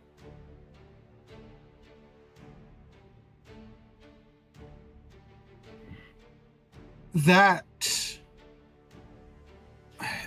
there are a few of us. Okay. To my, if my memory serves me right, Wind Rider was also one. I see.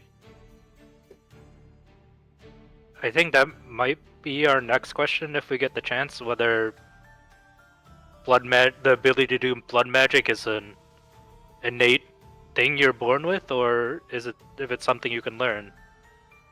I don't know. Or is it something that's awakened? Because I'm interested to see how... Because based on our reports of Lady C, you originally wasn't able to use blood magic, and then suddenly was able to use blood magic. Versus Aeolus... How long have you been able to use blood magic, as far as you can remember, or was there a profound change that allowed you to be able to access this power, or was it just sort of gradual over time? As my training with the Iron Fang before I came to Elder Thorn became more aggressive,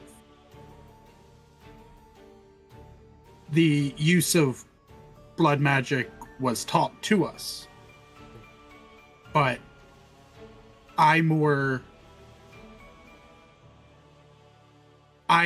didn't think using the blood was the source of power, but the mutagens and the potions from everywhere else. But it seems like it's your blood that was making those potions more powerful, according to this, correct? Yeah, because my potions are specifically for me. That's Well- probably why most of them may not work on other people, because the missing component is your blood specifically.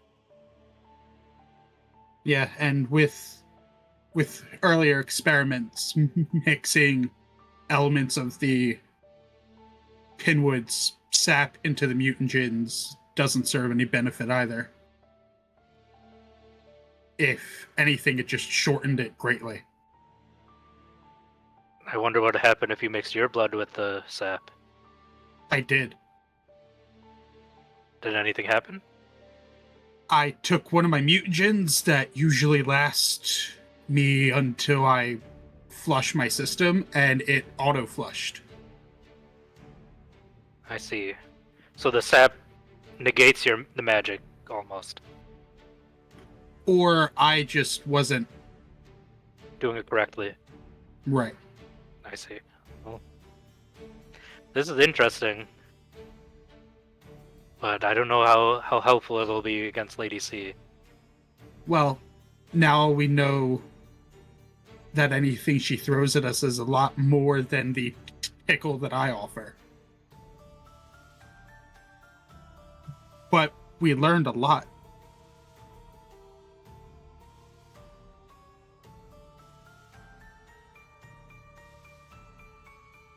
If only we found Windrunner.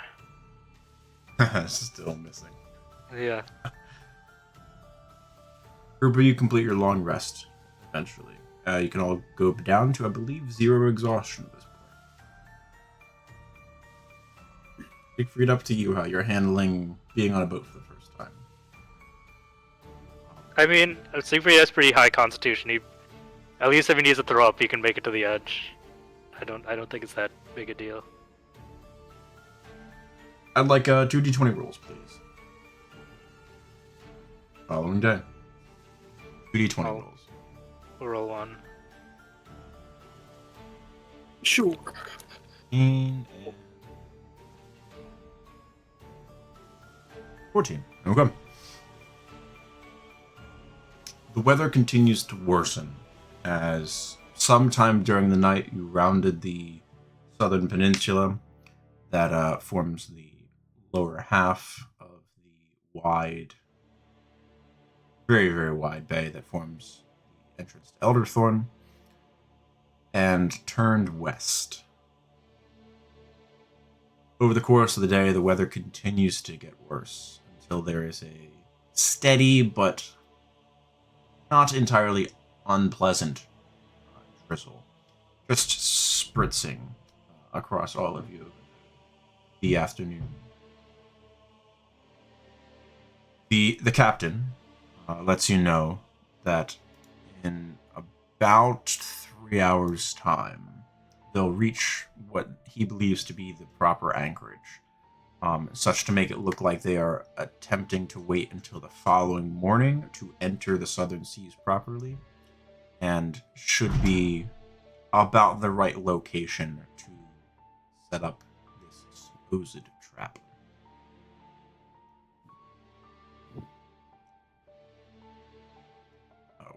Other than that, Wickle doesn't have anything that he feels overwhelmingly deigned to inform you of. Day drags on. Weather continues to worsen. About dusk, the wind's really whipping a little bit. Wickle lets you know that we're gonna left the sails. A little bit too risky to drop anchor here. We're just gonna sort of keep track of the wind and let it push us and drift us a little bit. We'll see how it goes. But if we drop anchor and get caught on a rock or something like that, I don't want to force waves to go over the side, just in case. Now we're just gonna hang in this region for about a day, see if we see some sails on the horizon. But be ready just in case for whatever comes. I know it's relatively nicer weather here. It's still winter. Water's cold. You really don't want to go overboard, even though you can breathe underwater. Okay? Fantastic.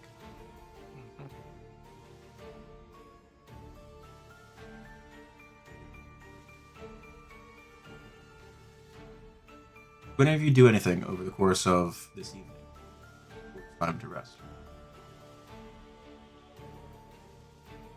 I'm just gonna keep giving the captain periodic updates on the weather as we change position. And keeping an eye on the skies for as long as I can. I Like need a- a potion. Sure. You have access to roll 20 or no? No. I will roll them. I'll also use another charge of the Gem of Seeing to see if I see anything out in the water. At least for 10 minutes. Would Tang be against Aeolus being around and asking questions about the potion she's brewing?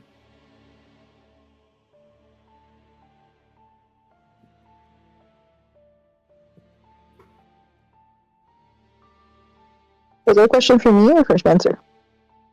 It was for you. That was for you. I mean, you're welcome to ask. It does not mean that she will have the bandwidth to answer you. That's fine.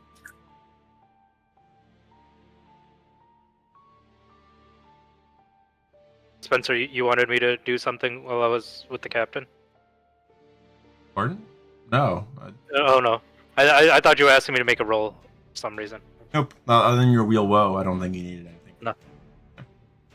You got a 25. I believe that is a greater healing potion for you, right?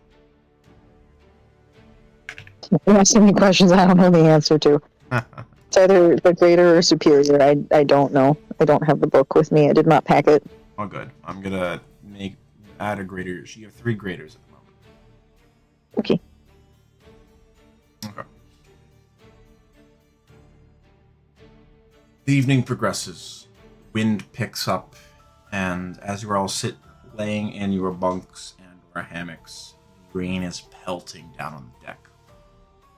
Not an insignificant amount of drips. The decks into nothing that would be concerning to anyone.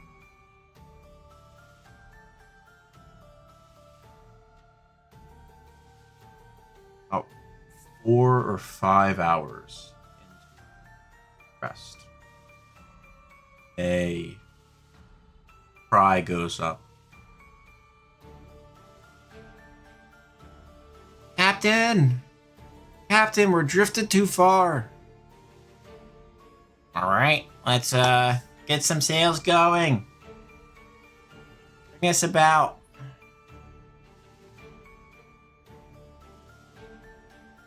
Sir, there's a trough in the waves over there. You could try to skirt it some. All right, make it so.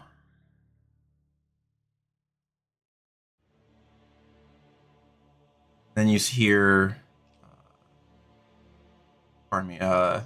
Wolfham, incoming! And there is a crashing sound as the heavy sound of something metal impacts the deck. And Captain Wickle calls out, "All hands! Hey, doggies, get up here! Go wake him up!" Yeah, The thundering of feet coming down. We're under attack! We're under attack! Okay, let's go. I imagine that Helly is dragging Jaya along, so she's just casting mage armor and like trying to fly. Because I'm sure Helly's response time is much faster than mine. Yeah, you have passed the 48-hour mark for the vibration and the handhold. Nice. Call it 55 hours at this point. All of that. No longer twitching and vibrating glitter. Cool. You are no longer. No longer, right? What was your hour count? 30 only. 30. So. Oh yeah, you're good. Yeah. You have armor on? Yeah, you can don your armor. I mean, you could don your armor instantly. Yeah. All right. So, you know. Those of you who cannot don your armor instantly that are done, need some time to put on armor. If you wish to. Can I If you help wish to. someone? And it cuts their time in half. I'll help whoever needs it. Help Helly. I'll go up without my armor. Well, I can also help Helly because I'm still attached to her. Yeah.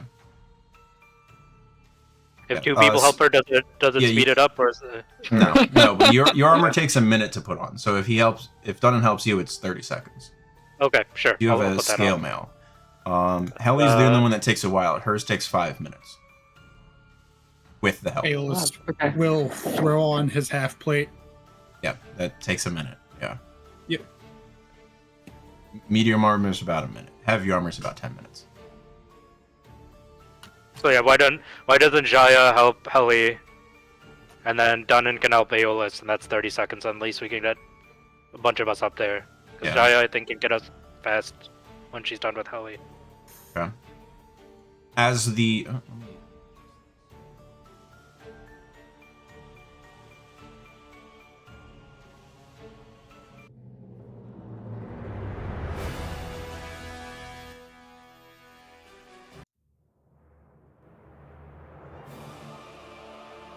as most of you ascend to the top deck. Captain Wickles, currently on the helm, as he's sort of steering hard to port and doing it like holding the wheel in place. Someone's shooting at us. Let's stay crashing in the water over there. The bolt. Don't know where. Somewhere behind us. Fucking dark up here. Arvin, hold the protections on the rear sails. We need them. I would like to move towards the rear of the ship to see if I can get eyes on whatever's shooting at us. Dark vision. I do. I have the... What is your range? I know you have it. 120 feet. You don't see shit. You see darkness and water. And the sheets of rain that are rippling down upon you. You also see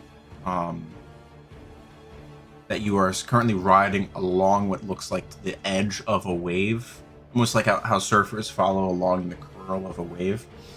You're currently the ship itself is currently sort of coasting along the side of this wave, going with it, such that if it slows down, there's a chance that you might capsize, but the risk of trying to crest over it might be too high.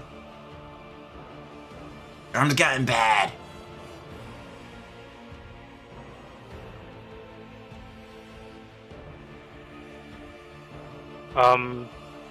From which side did the rear?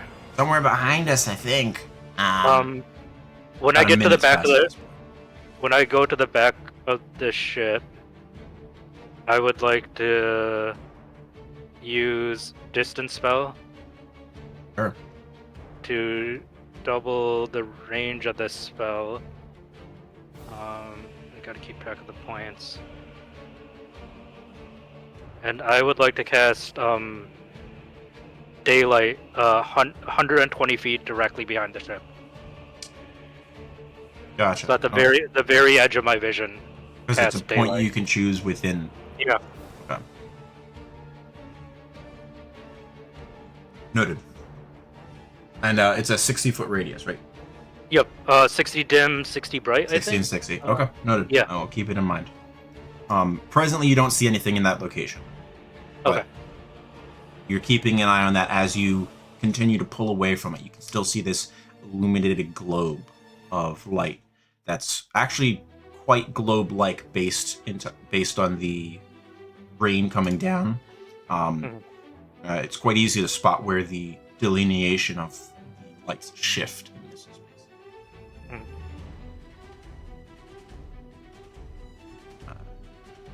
Captain Wickle calls out to Arvin.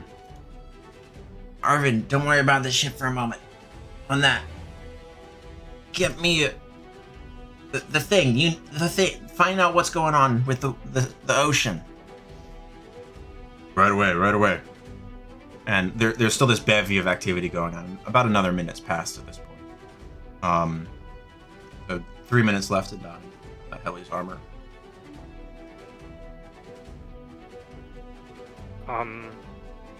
Anyone else can do anything over this time. The wind is whipping like crazy. Can I start almost to constant climb up the mast to the crow's nest, maybe like 10 feet in the air, just to up the rigging? get Yeah, like a higher... absolutely. Yeah, give me an athletics check with advantage. You have rigging ropes. Easy enough to try to lock yourself into place. EC is not high, but yeah, not a problem for you. Sorry, go ahead. No, I was just saying it was super annoying that Spider Climb isn't on the Druid spell list. Just saying. Only some druids, I think. Yeah.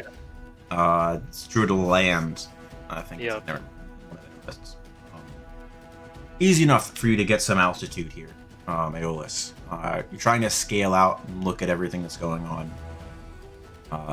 A few moments later, impacting into the mast itself and sort of burrowing into the wood about a good 7 or so inches. You hear this deep thud, followed by this bright illumination. The ship's been struck by a flare bolt. Done, and roll me 12d12, please. Right.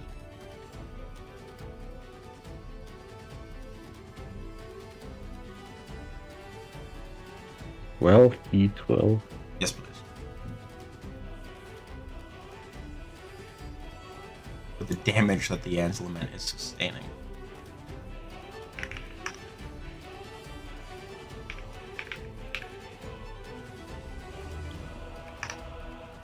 Oh boy. 576 remaining. Not bad. Anne's Lament starts with 650 health points. Still pretty good. But now the Anne's Lament has this glowing, pulsing beacon of light that has been impacted and stuck into the ship. As you, And you Where said did it's on the- the mast? Where did that shot come? in the from? mast about 8 feet high. It looks like it came behind and to your very slightly to the starboard. About another minute passes over this time as the ship is continuing to sail, and this globe of light is getting further and further away from you, Siegfried. Very briefly passing through this light over the course of about 20 seconds. You see it, and then it leaves it as well. You see a ship about almost twice as long as yours and maybe 3 times as wide, with maybe 20 oars on each side, currently in the water, full sails, and what looks to be 6 crew currently on deck, forward ballistae at the front, quite large. It actually looks quite a bit larger than yours. And you see it launching another bolt that goes wide of the end. The other crew that are currently on this deck are sort of running around, grabbing, rigging, and shifting things. One of them shouting down into some central area, presumably the oarsman. On the back half of the ship is a very large, ogre-like creature. Ogre-looking individual. I'm gonna show the handout. You don't know the name.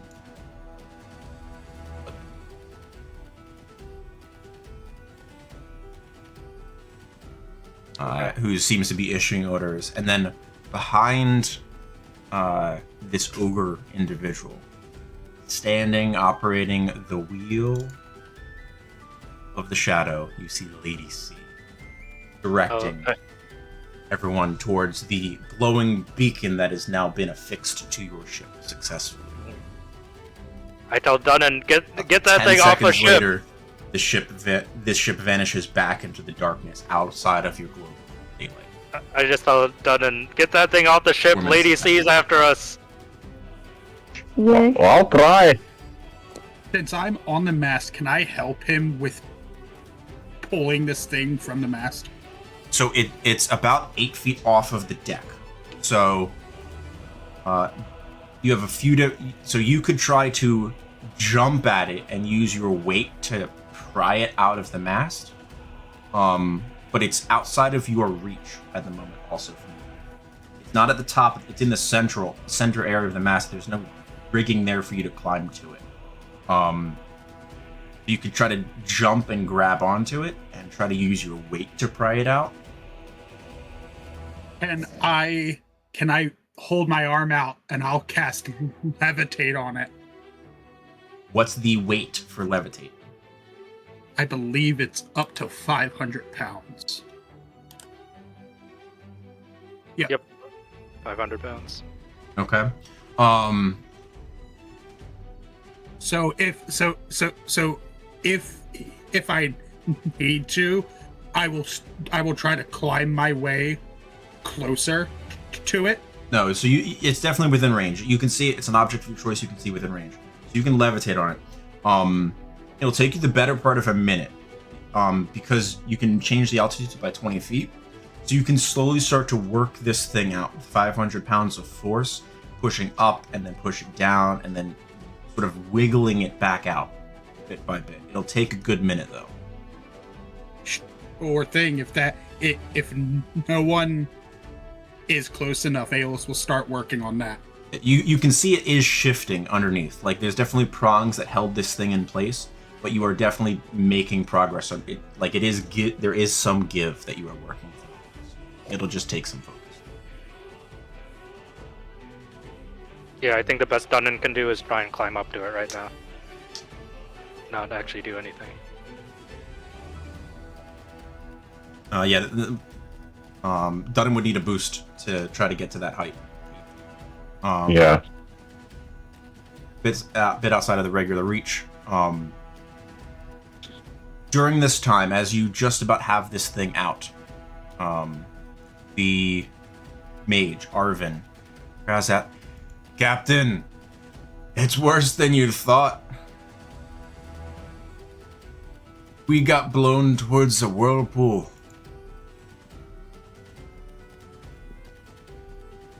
Move you all to a map. What's a whirlpool? Shit luck. It's a lot of fucking trouble. All right. Give us. It'll take a moment for the map to load. If you just see darkness, zoom out. Versus, why can't it always be hard? Can't it be easy for once? At the end of this minute, you do manage to get this bolt out. I would like two of you to make me d20 rolls for your mercenaries firing back at where this thing. Actually, one d20 roll. The other person is setting up a starlight. Yeah, Leo's setting up a starlight cluster.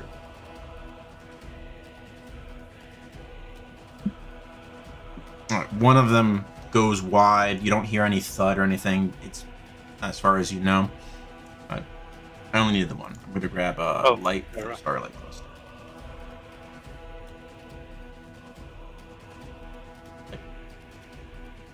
Starlight cluster 250.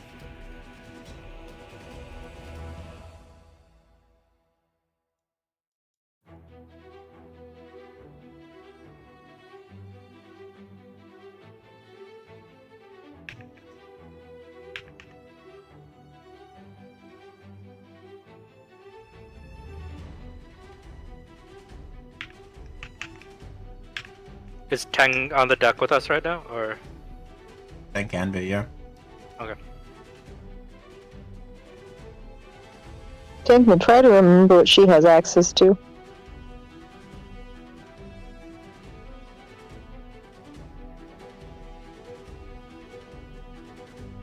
I do know I have the spell Control Water.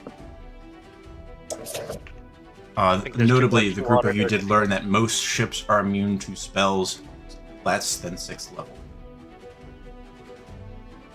I have a question. If I get a spell to affect wind and it's not 6th level, would that wind still affect the ship? Certainly try. Based on... make me an Arcana check. I'm going to use a luck point for that.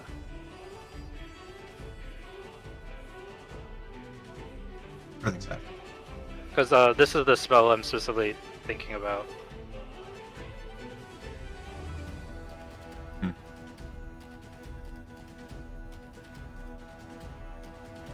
And then another one, sorry. Good.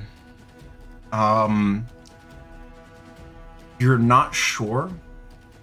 You are wary because you do remember Captain Wickle telling you that because of the immunity, such spells cannot be used to aid in propulsion and such like that. So you suspect that such magics would sort of shift around a ship as opposed to helping push it in any type of way or affect it in that way. You're not sure though. You can see situations. Maybe the ballistae are not affected by the same glamour, so that way you could try to prevent these heavy ballistae from entering into the space or not. You're also moving as you go. So anything that remains in place is probably not ideal.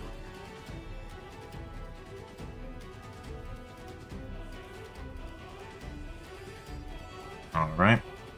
I'm going to have the group of you at this point roll into it.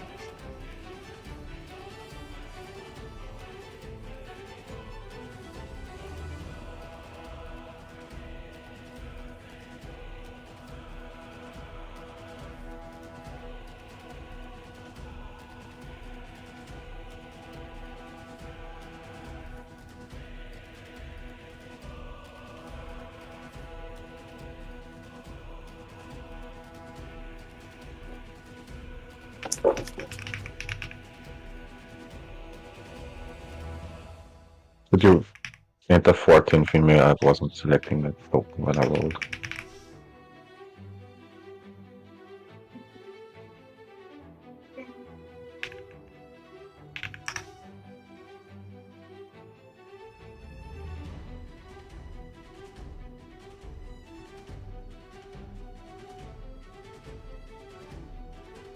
What's missing? Dunnan's initiative should be 14. Yeah, 14. I didn't select my token when I rolled. If you ever need to, you can just reselect your token, roll again, and then change it. Oh, I can? Okay. Sorry.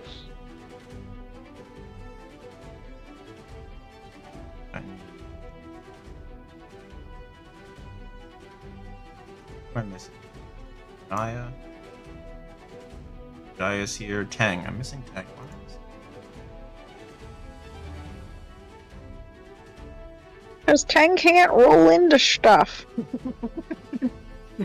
Tang is using her data on her phone and hoping it doesn't get upset at her.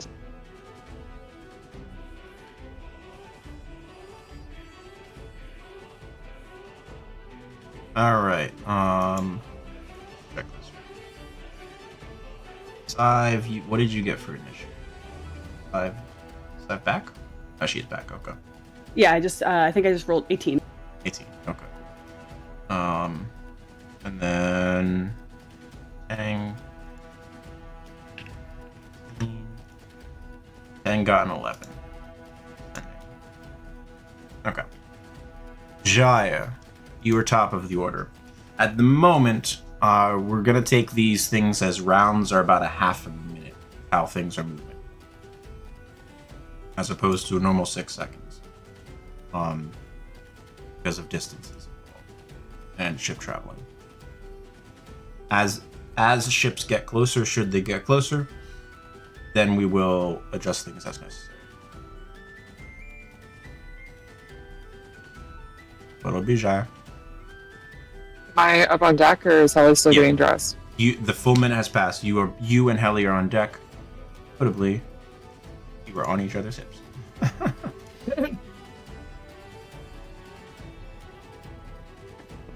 Just see. And when you said, so spells under 6th level won't do anything to the ship? Sounds like they will. Yeah. Any parts of them? Potentially the rigging and the sails. Potentially. They are less commonly warded. Because it costs significantly.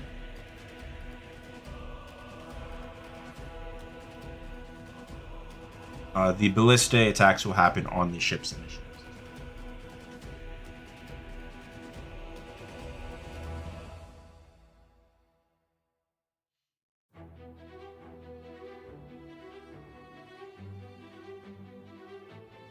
Well, I think the only thing I can do... Can I see Lady C? Not yet. No. I mean, I can see it over here. Very faintly. Yeah. See her. Oh. And you also see Rart Sarsheef.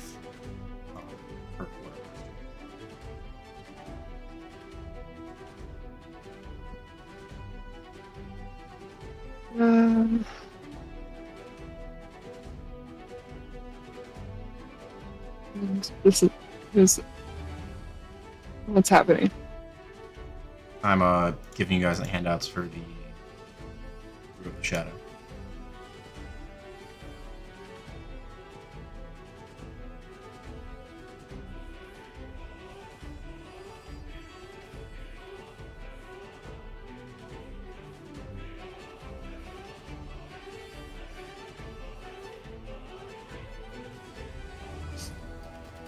All of these are badass. Alright, I think the only thing that I can do is wait for it to get closer, but once it does, I think I just need, like, it to come at least 5 feet closer, and then I can cast Fireball on it. Fireball's range is 150 feet, isn't it? Yeah, but I took Spell Sniper, which means I can increase it by 60 feet. Ah, there we 210. go. Nice, 210, yeah. It is no longer a spell with an attack roll, it's any spell that has a range. Oh, really? Yep, but it no longer doubles. It's now plus 60. Ah, see, there's the balance. Okay.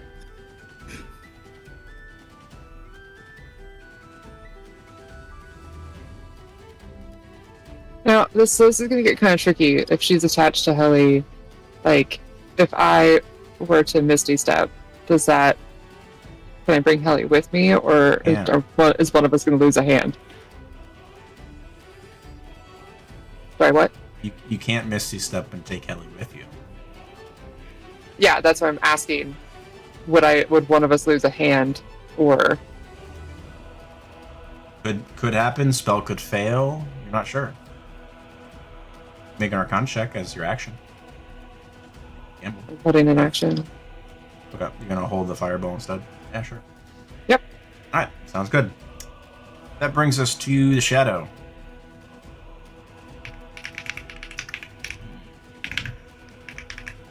First, Balliste. That's a fucking hit. Jesus Christ. Right.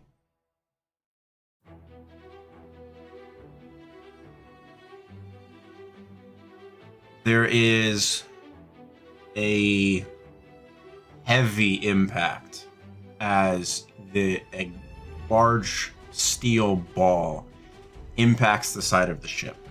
That was this day. It is not a chain, rope, or cable. It is a huge one.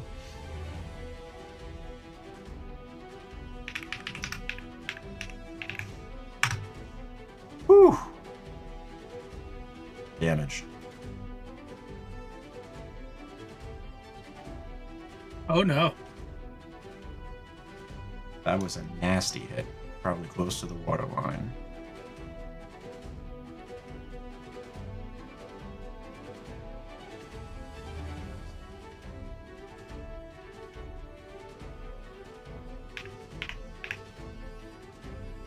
All right. The shadow moves 60 feet around.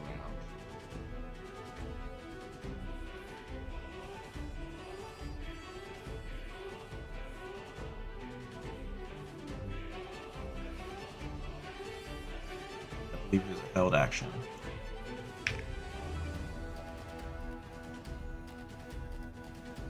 It was Jaya.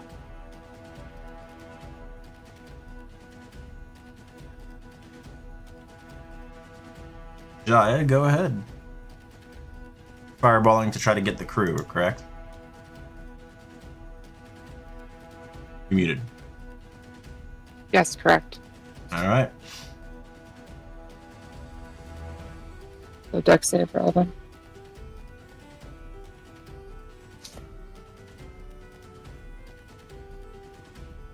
You want it here-ish? I'm a...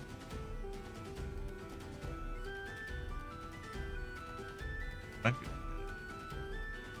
get 3 members of the crew right there. How's that work for you?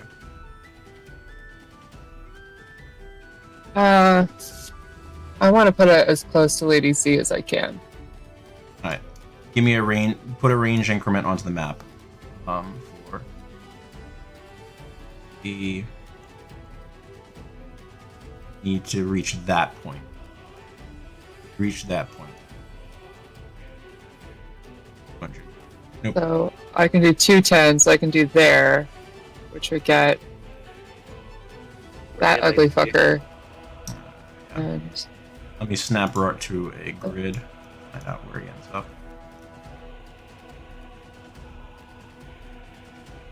Yeah, I would say I'm going to give Rart advantage on the save because he's barely within it, but yeah, he might be affected. The other three have you get Rart plus 3 at that point. That work for you?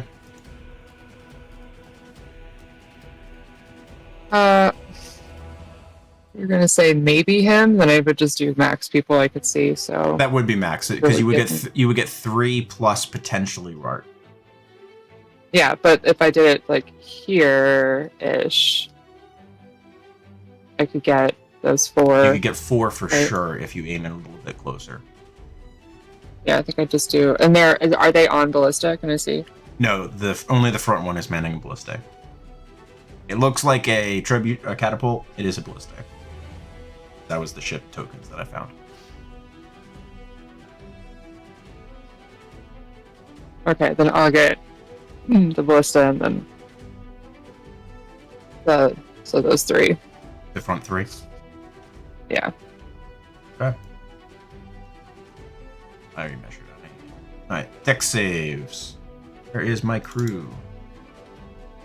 Alright, red one, Dex. Passes 24, takes half damage. Second one fails at a 12. And 16, I believe, also fails. 18.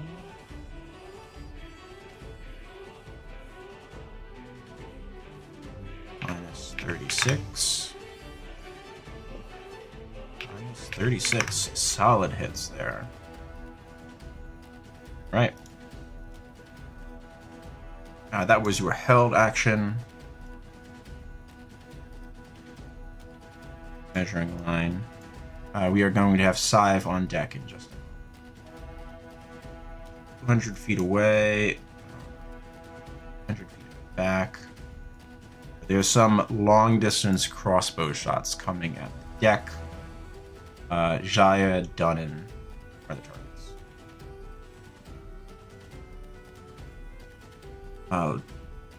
17 on Jaya, 10 on Jaya, 14 on Jaya, 17 on Dunnan, 14 on Dunnan, 12 on Dunnan. I believe all of those miss, correct? Yes. Okay. That covers all of the crew. Range on this. 50. Not yet. Here, no.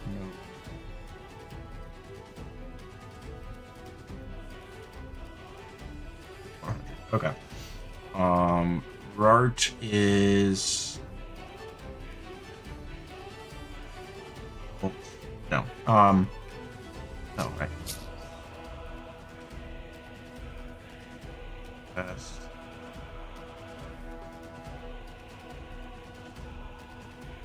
Yep. No. Rart is Rart's not doing anything else. That'll bring us to Scythe. What'll it be?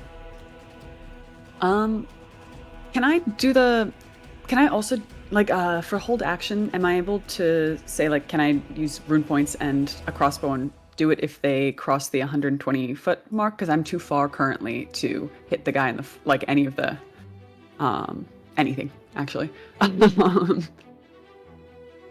Yeah, so the way that would work would be the same as spellcasting. So you holy action, designate what the triggering condition would be. So as Jaya, just when they get within within range, he releases the spell. If the triggering condition doesn't happen, you lose the resources. They're gone. Okay. Cool. It also takes concentration. Even if the spell itself, or in this case your thing, does not require concentration, it requires concentration to focus on and hold. Presently, you're not concentrating on anything, so it's not an issue. Okay. So can I set the triggering condition to that guy in the front, crossing the like 120 foot distance from me line, and then have the action be using speeding darts with 3 rune points attached to it with my crossbow, with the Star Metal Blaster. Okay. I put that right underneath the shadow, so you have a record of that. All right. Cool. That'll bring us to Siegfried with Dunham on deck. Okay. I'm just checking the range on my spells 1 second. You remove the measuring mark. Joe can also say. What is it? Nothing.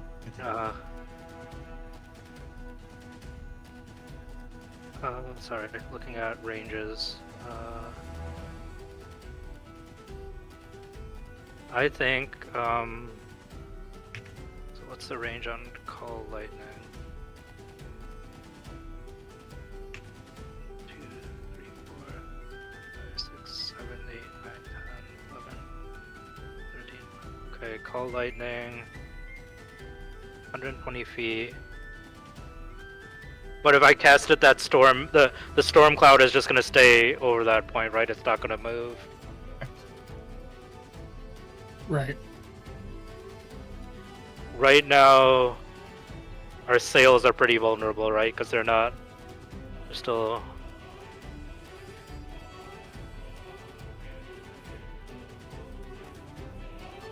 I can try and protect the sails, or I can try and go for the ballista.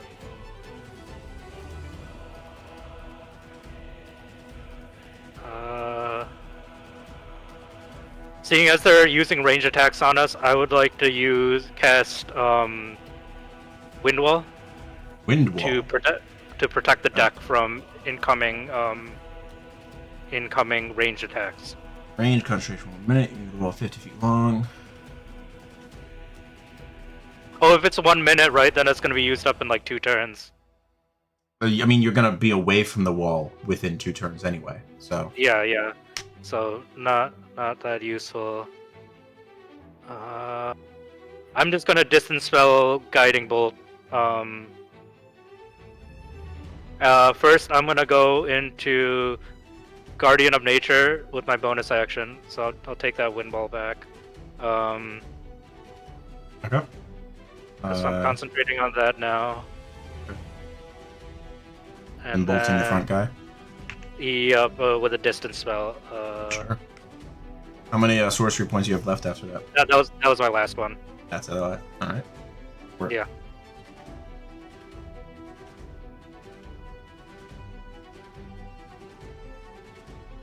So I can only do this if I'm casting the Guiding Bolt from my star map. Because I can't cast 2 level spells. It has to be first level 1, right? Correct. Shit. So many I'm just going for it. Fuck it. Okay. Guiding Bolt. Yeah. It's at advantage because of the Guardian Nature. Yep. Distance spell. Here it goes. Did that come through? Not yet. But... Oh, I think it's behind me. Okay. And then Dunham, we're coming around to you. Hang on deck after that.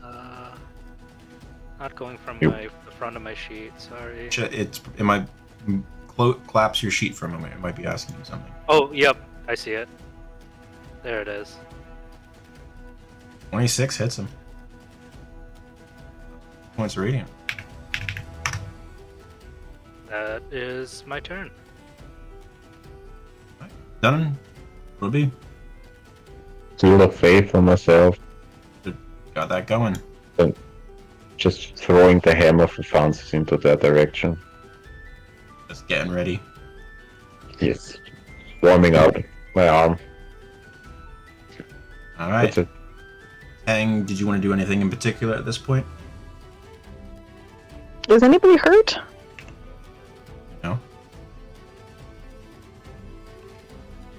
I have no context for where I am right now on the ship. It is You're going towards- into Discord right now. The ship is what's most hurt right now, but people are generally okay. I'm pretty sure I can't mending the ship. Take a minute, but Not a lot of healing, but you could start. I mean, it'd be 2 rounds. It'd be this round and next round, and you'd be mending the ship. I'll start with that. Why don't we try that? I will cast mending on the ship. Certainly. All right, mending on the ship. Heli is currently affixed to Jaya. Oh, wait. Can I break that instead? Sure. How? I have divine intervention, right? You do. Did you want a divine intervention, a greater restoration on them? Do I have... Because greater restoration takes a while to cast, right? Oh, divine intervention, whatever you're casting, it's an action. No, I'm asking, so I can't just cast greater restoration. I have to use divine intervention. You could, but you don't have diamonds for it. You don't have the diamond. I don't have diamond dust. Yeah. I have diamonds, but not diamond dust. Okay, great. I'm gonna divine intervention break those 2 up. They need to be separate humans right now. I'm sorry, guys.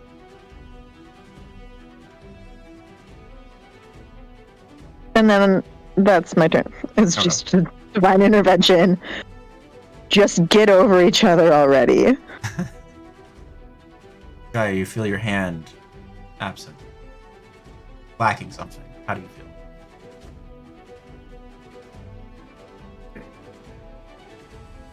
Jaya's become like really used to having that handheld, and Heli's so sad right now. Alright, look at Heli's spells. That lasts 10 minutes. She'll put up Spirit Guardians. Ward it with all of your crew being unaffected by it. Finish him. Go. Alright. That brings us to the Anne's Lament. Your ship. As Captain Wickle will call out, "Off the sails! We want them to overtake us!" I select all the tokens.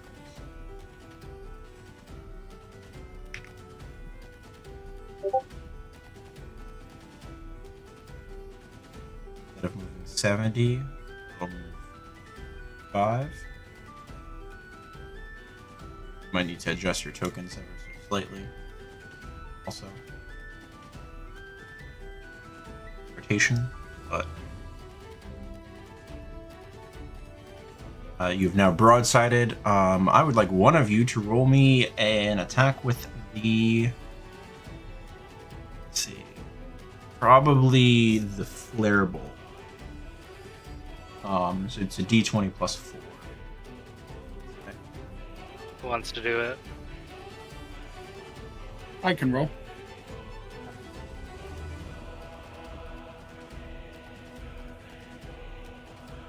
Oof. Ooh.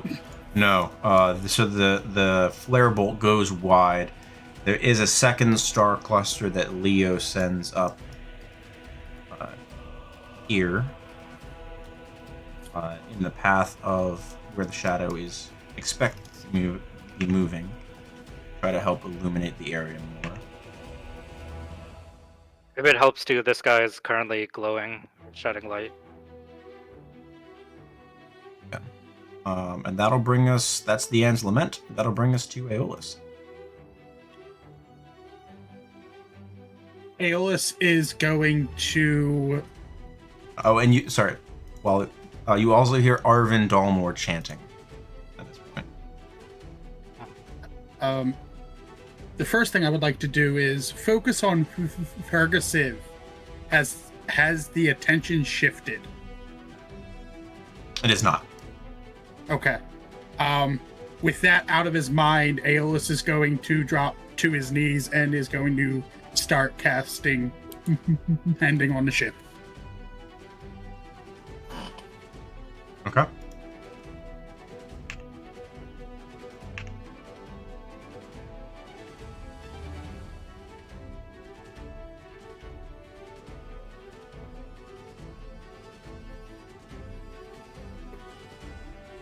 And that's his turn. All right, that'll bring us to Jaya with the shadow on deck, and Syav's held action.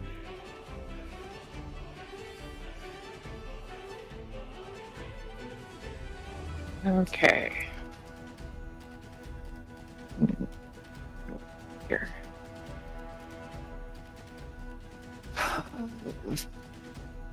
Jai, you do see that Rart has moved to the forward section of the shadow as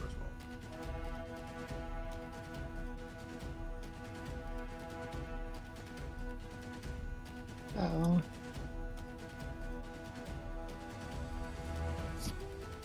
Hmm.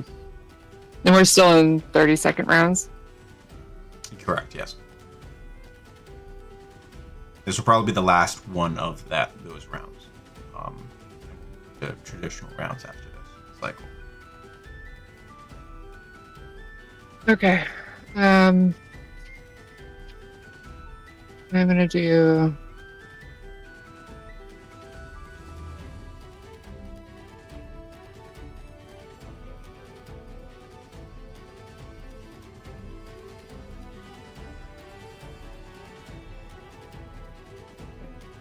Sorry. I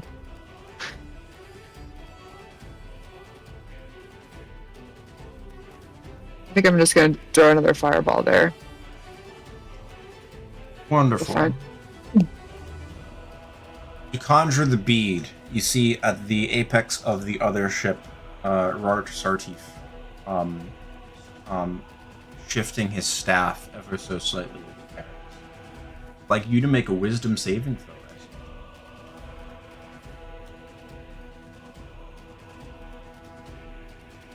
Wisdom saving throw.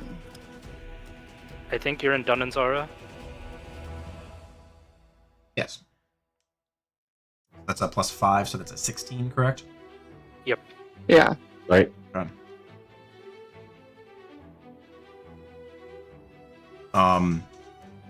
The rest of you watch as Jaya vanishes. Oh, great. She vanished. So I failed that. You did fail that. I choose to succeed. And what's allowing you to do so? Mage Slayer, the last feat I took. Okay, go ahead and put Mage Slayer in.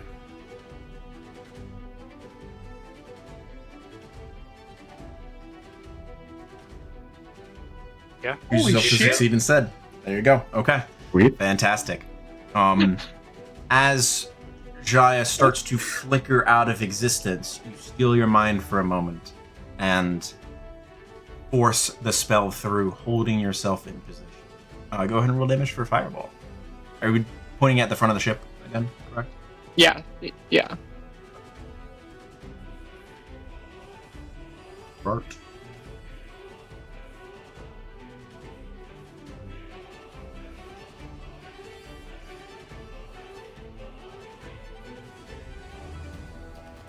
Wow.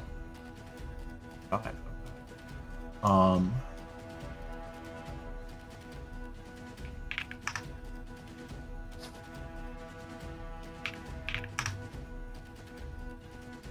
Bart.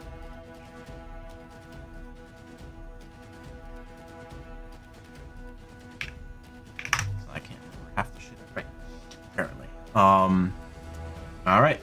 The fireball explodes on the front of the shadow, briefly illuminating the space. Seems like most of them were able to dodge here and there out of the way. Rart seemed to not particularly mind. He just took it full in the face. And this huge pot-bellied ogre is just staring at you with this look of recognition. And Then Jai's gonna blow him a kiss. sadistic smile upon his face. Anything else, Jaya? I'm gonna give him a little wave, and don't do anything else.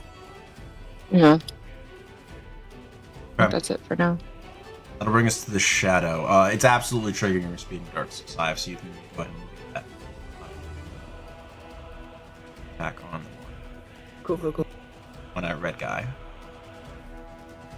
You have advantage on that guy too.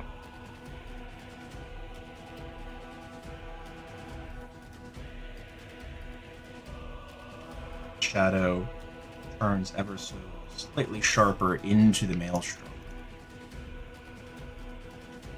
15. Not hit.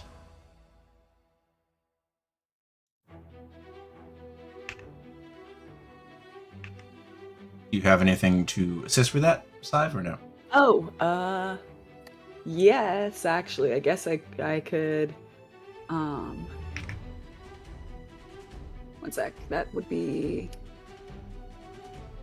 Yeah, I can cast Seeking Missiles. Is that a problem with if I'm already using Speeding Darts, if I'm doing a different rune? No, right? No. Or...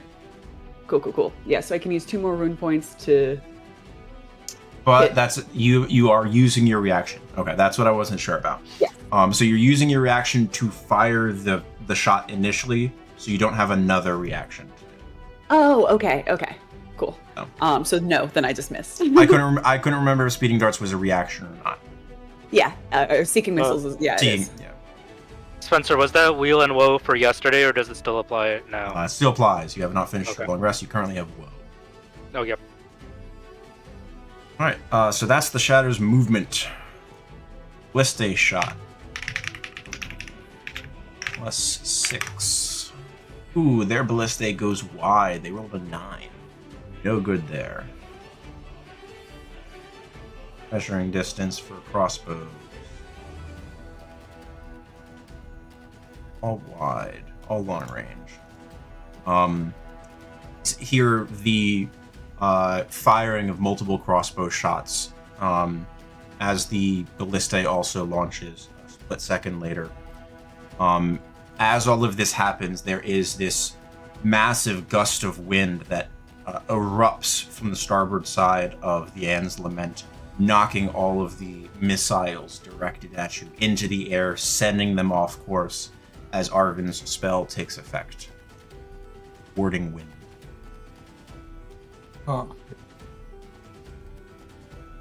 Okay. Now, Rart Sartifs.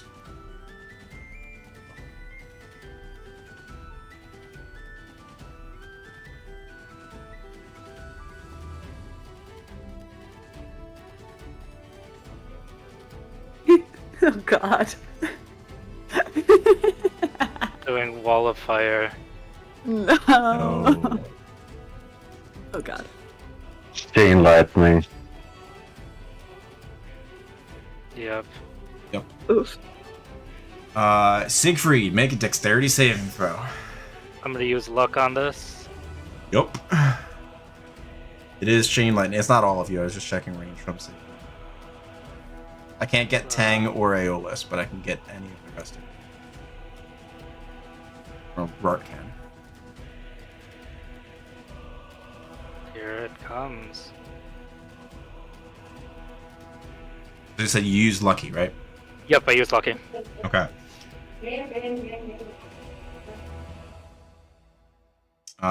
It's a pretty good thing you did. So you take half damage, which half of 54 is 27 points of lightning damage. I'm gonna use a reaction to Stone's Endurance as well. Certainly. So what did you say? 27 right now? 27, and then your Stone's Endurance after that. Yeah. So. And then I need to roll one for Hellerast, Sive, and Jaya. You are also being chain lightning. So I take 17 points. If I succeed, does it interrupt the chain lightning, or is that only in Pathfinder? No, only about. Okay.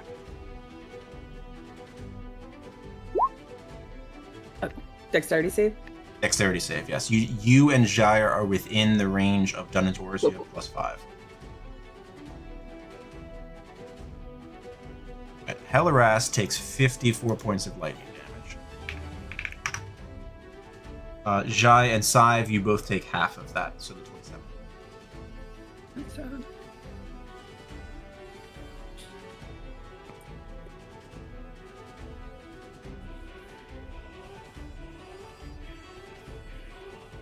And you just see Rart over there chuckling. His whole form sort of moving for a little bit.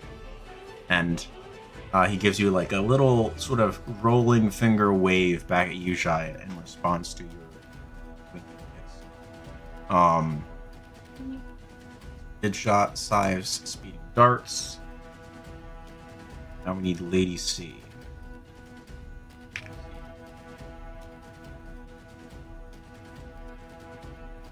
Rushes to Helm. So, yeah, okay. That's what I was gonna ask. I was like, no one's on the helm right now? Yeah, no.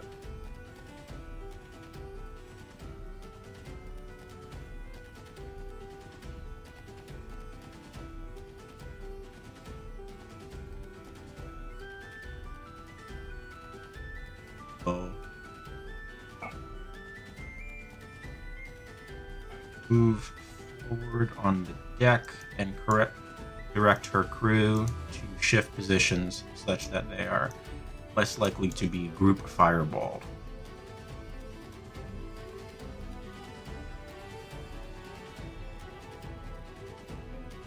There we go. So they have repositioned slightly on their deck, effectively. Right, there we go. That work. All right. And that is the shadow. That brings us to Scythe. Do we want to pause there at Scythe's turn and pick up their next session, or do you want to run through your turn so that we were starting in proper initiative? I would run through because I've some plans. I'll get to next week. Yeah, that's fine. I'm fine with that. Yeah. Yeah. Which of that? I provided two options. You both said I'm fine with that. No, Dunnan said, Marcus said to run through. Something. Yeah. Right? Finish the turn. Or Finish the round? everybody's- Okay. Yeah, Yep. yeah the Alright, round. Scythe, go for it. Sure.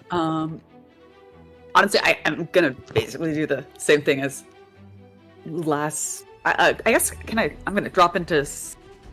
I mean, this guy might be chicken. in range, right? He's in You range have now, 100. yeah. And you can Yeah, duck yeah, behind a I mast. just need 20. Yeah, there's plenty of spots that you can hide at the moment. Yeah, so I'm gonna hide because I'm chicken. Mhm. So I guess still.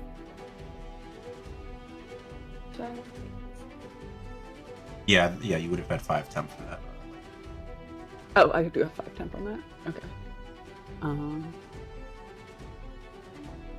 Okay, so I guess I'm just hiding. Then I'm Bonus action hitting. stealth, yep. Yeah, feel pretty good. Yeah. Trying to take out their ballista operator. Yep, exactly. With I'm gonna use another 3 runic points with speeding darts and try and hit him with the star metal blaster. Certainly, you're within yeah. range at this point. You have sharpshooters, so long range doesn't matter for you. Fire away. Cool. Do I have advantage because I'm? You do. You successfully hit, yes. Yes. Blaster. 24 will hit. Nice. So we're looking at 13 damage initially, and you said it's 3 points for darts, so that's 3 Yeah. 10, correct? Yes. Okay, go for So it. 3. And sneak attack. Go quiet. And sorry, sneak attack. I believe he's outside of your dagger range. You might as well do sneak. Yeah, I think dagger range is. I think I'm probably outside of dagger range actually. Yeah. Oh. Yeah, he is. So Another Ignore 7 on top of that. He's looking real bad. nice. Okay. Solid round.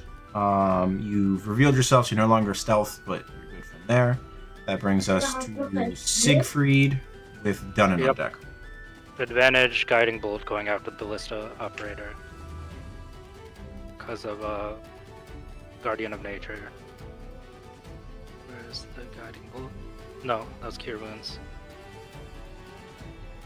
Sorry, I'm not wearing my glasses right now, so I'm like squinting at my laptop screen.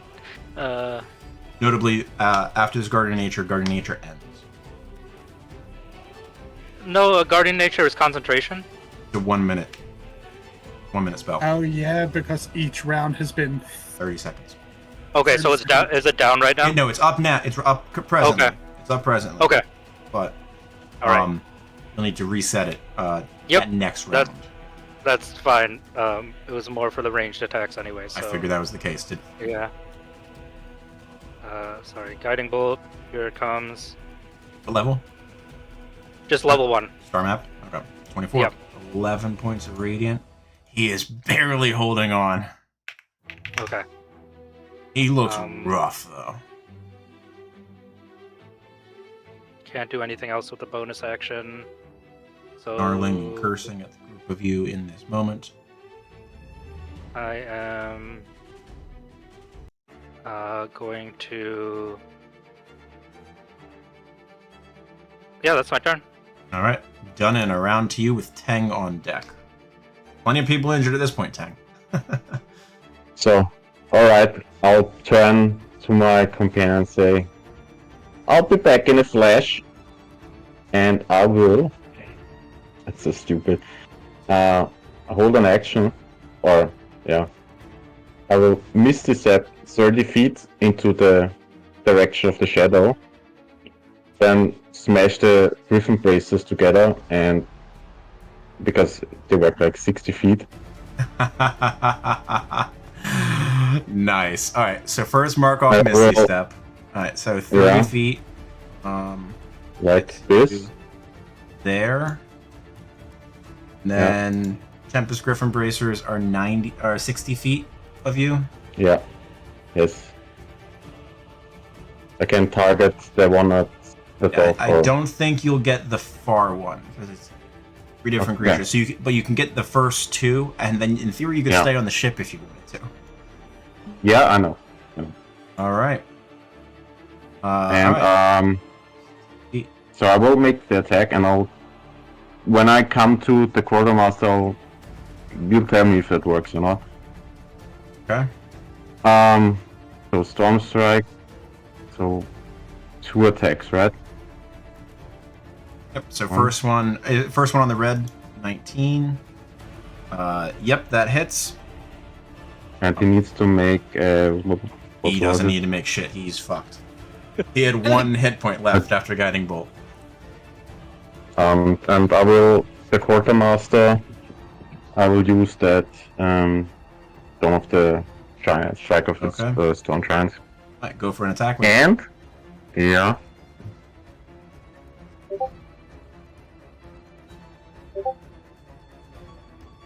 $27 will hit. Okay, so first of all, we have bonus damage for Tempest Griffin bracers, so an additional 2d8. Yeah. You have 15 damage so far. And you have Storm Strike in there. You got a 1 there, so you have 7 points of lightning damage on top of everything else.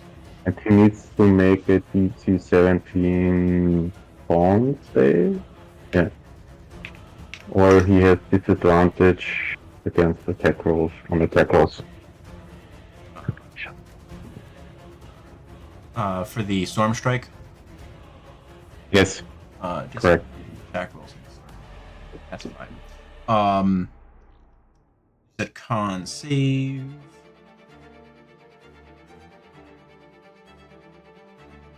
A 22. Okay. Does need to make And I another will con use save for his concentration. I will use the Weapon Mastery to push him off the ship. Push him how far? Weapon Mastery is push him 5 feet. 5? That's a I believe so. Double check your Weapon Mastery. Push. Push is pushing him back. Yeah.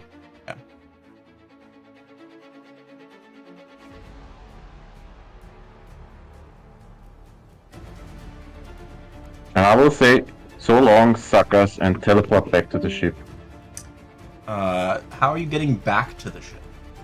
I can choose if I want to go back or not with the Griffin braces. It says you can teleport to an occupied space you can see within 5 feet, or to return to your original space. Reappearing in a flourish of release. Original space was in the air above the ocean. Then I'll stay on the ship, I guess. Stay on the shadow. Yeah. Yeah. Hell yeah. That's it. Woo! All right. Yeah, I mean, you could have Tempest Griffin and then Misty Step, but then you wouldn't have had the Storm Strikes. So, this is probably the best way to do it. All right. That'll bring us to Tang with Heli on deck. Anything else? Based on the current setup, is it? Get you another setup. Okay. Thank you. Like, do I use mass healing word or mass healing verb or mass cure wounds is what I'm curious about. How spread out we are. You're not Okay, getting that's done with choice. shit, but Dun's not injured at the moment. Yet. Okay. But if I use mass cure wounds, I can hit everybody on the ship. Who else hurt? I can't see health bars. So Siegfried, Heli, He's hurt. Heli and looks Shia. And shit. Scythe. Yeah. And Scythe. Yeah. So Heli's the everybody worst. on the ship looks like shit. Not Right. Aeolus and Dunnan are great. Wrong. yeah. We're injured, but I think Heli is the one who's actually like. Heli's at bloodied. 71 points. Yeah. Of the 125. She took the That's full. pretty much chain. what my health points are. Yeah. Yeah, that's more than I. No, I have 88 total. Can I? Heli took. What's them. the range on healing word? Not 60 far enough to feet, I get believe. Dunnan. No. Dunnan's Yeah. too far out. Dunnan's too far out unless you are specifically focused. Does If you fly, the Tang ship have will move out from underneath. Yeah. Does Tang have spell sniper? I can't remember. No. Okay. Never mind then. Can I do a? Oh, jeez. What level is mass healing word? I believe it's A level third 3. level spell. Okay. And that's a higher degree of healing than regular healing word, right? No. No. It's actually less than if you Yeah. focused. If you spent like a third level spell for just healing. Okay. The and how mass the healing word off is right now? 2d4, so it's the same as a base level 1 healing word. Yeah. You Okay, just but I get to can get select more people that targets. way. Yeah. Okay. But Heli's the most hurt. Ellie's the most. Compared to her maximum hit points. She still has more hit points than Scythe at the present. Okay, I would like to use mass healing word on my friends on the boat. And then after that, at the base level for it. After that, can you tell me who's more hurt? Yep. Or, sorry, level 4. Level 4. 4. Okay. Yeah. I'm back to full hit points with that. Add another.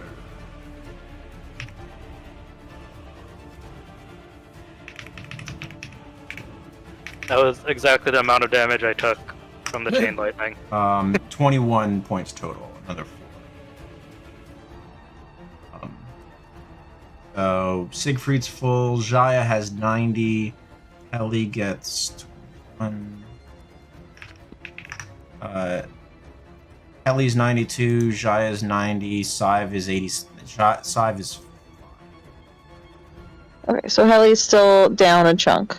Yeah. I'm full. Jaya's down a smaller chunk.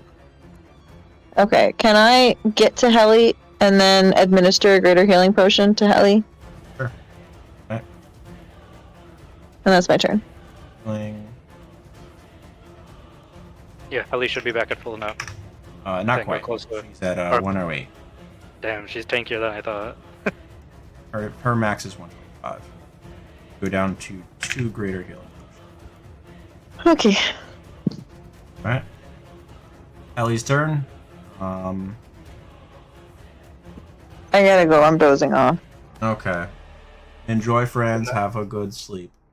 Good night. Thank you. Good night, everybody. No, Good night, bye. Okay. Ellie. Got the strangest things in her. Okay. How long does this last? An hour? Yeah. She's going to cast a 3rd level Armor of Agathis on herself.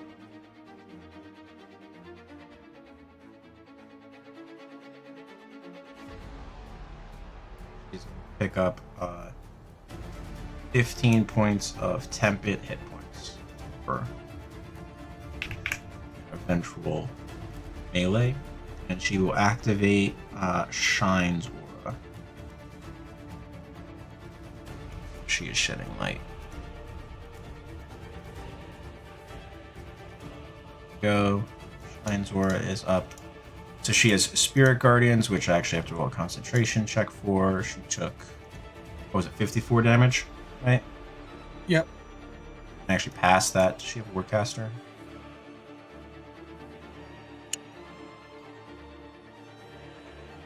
Not. Okay. 7. No. Spirit Guardians is down.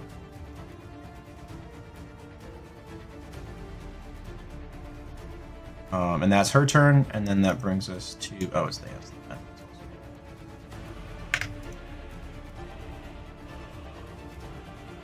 Alright, Helly's done. Anne's Lament. Moving half speed. In the pursuit of trying to be overtaken. There. And a Ballista shot. I would like someone to roll me a Ballista shot for Sail Cutters. Give me a D20 plus 4. I need 2. I'll roll one. I can roll a d20. Alright, Dunnan. Oh, utterly wide. Oof. And you need one more? One more, please. Yes. Natural 20. Oof. Ooh. These mercenaries are not that. Apparently, Leo and Bull for are not great ballista operators at the present. All right, that is the Anne's Lament. That brings us to Aeolus to finish out our round for today. Aeolus is going to finish with the ending spell. Yep, that is how much healing? It doesn't say in the spell. It was changed. Sure, roll me 2d10.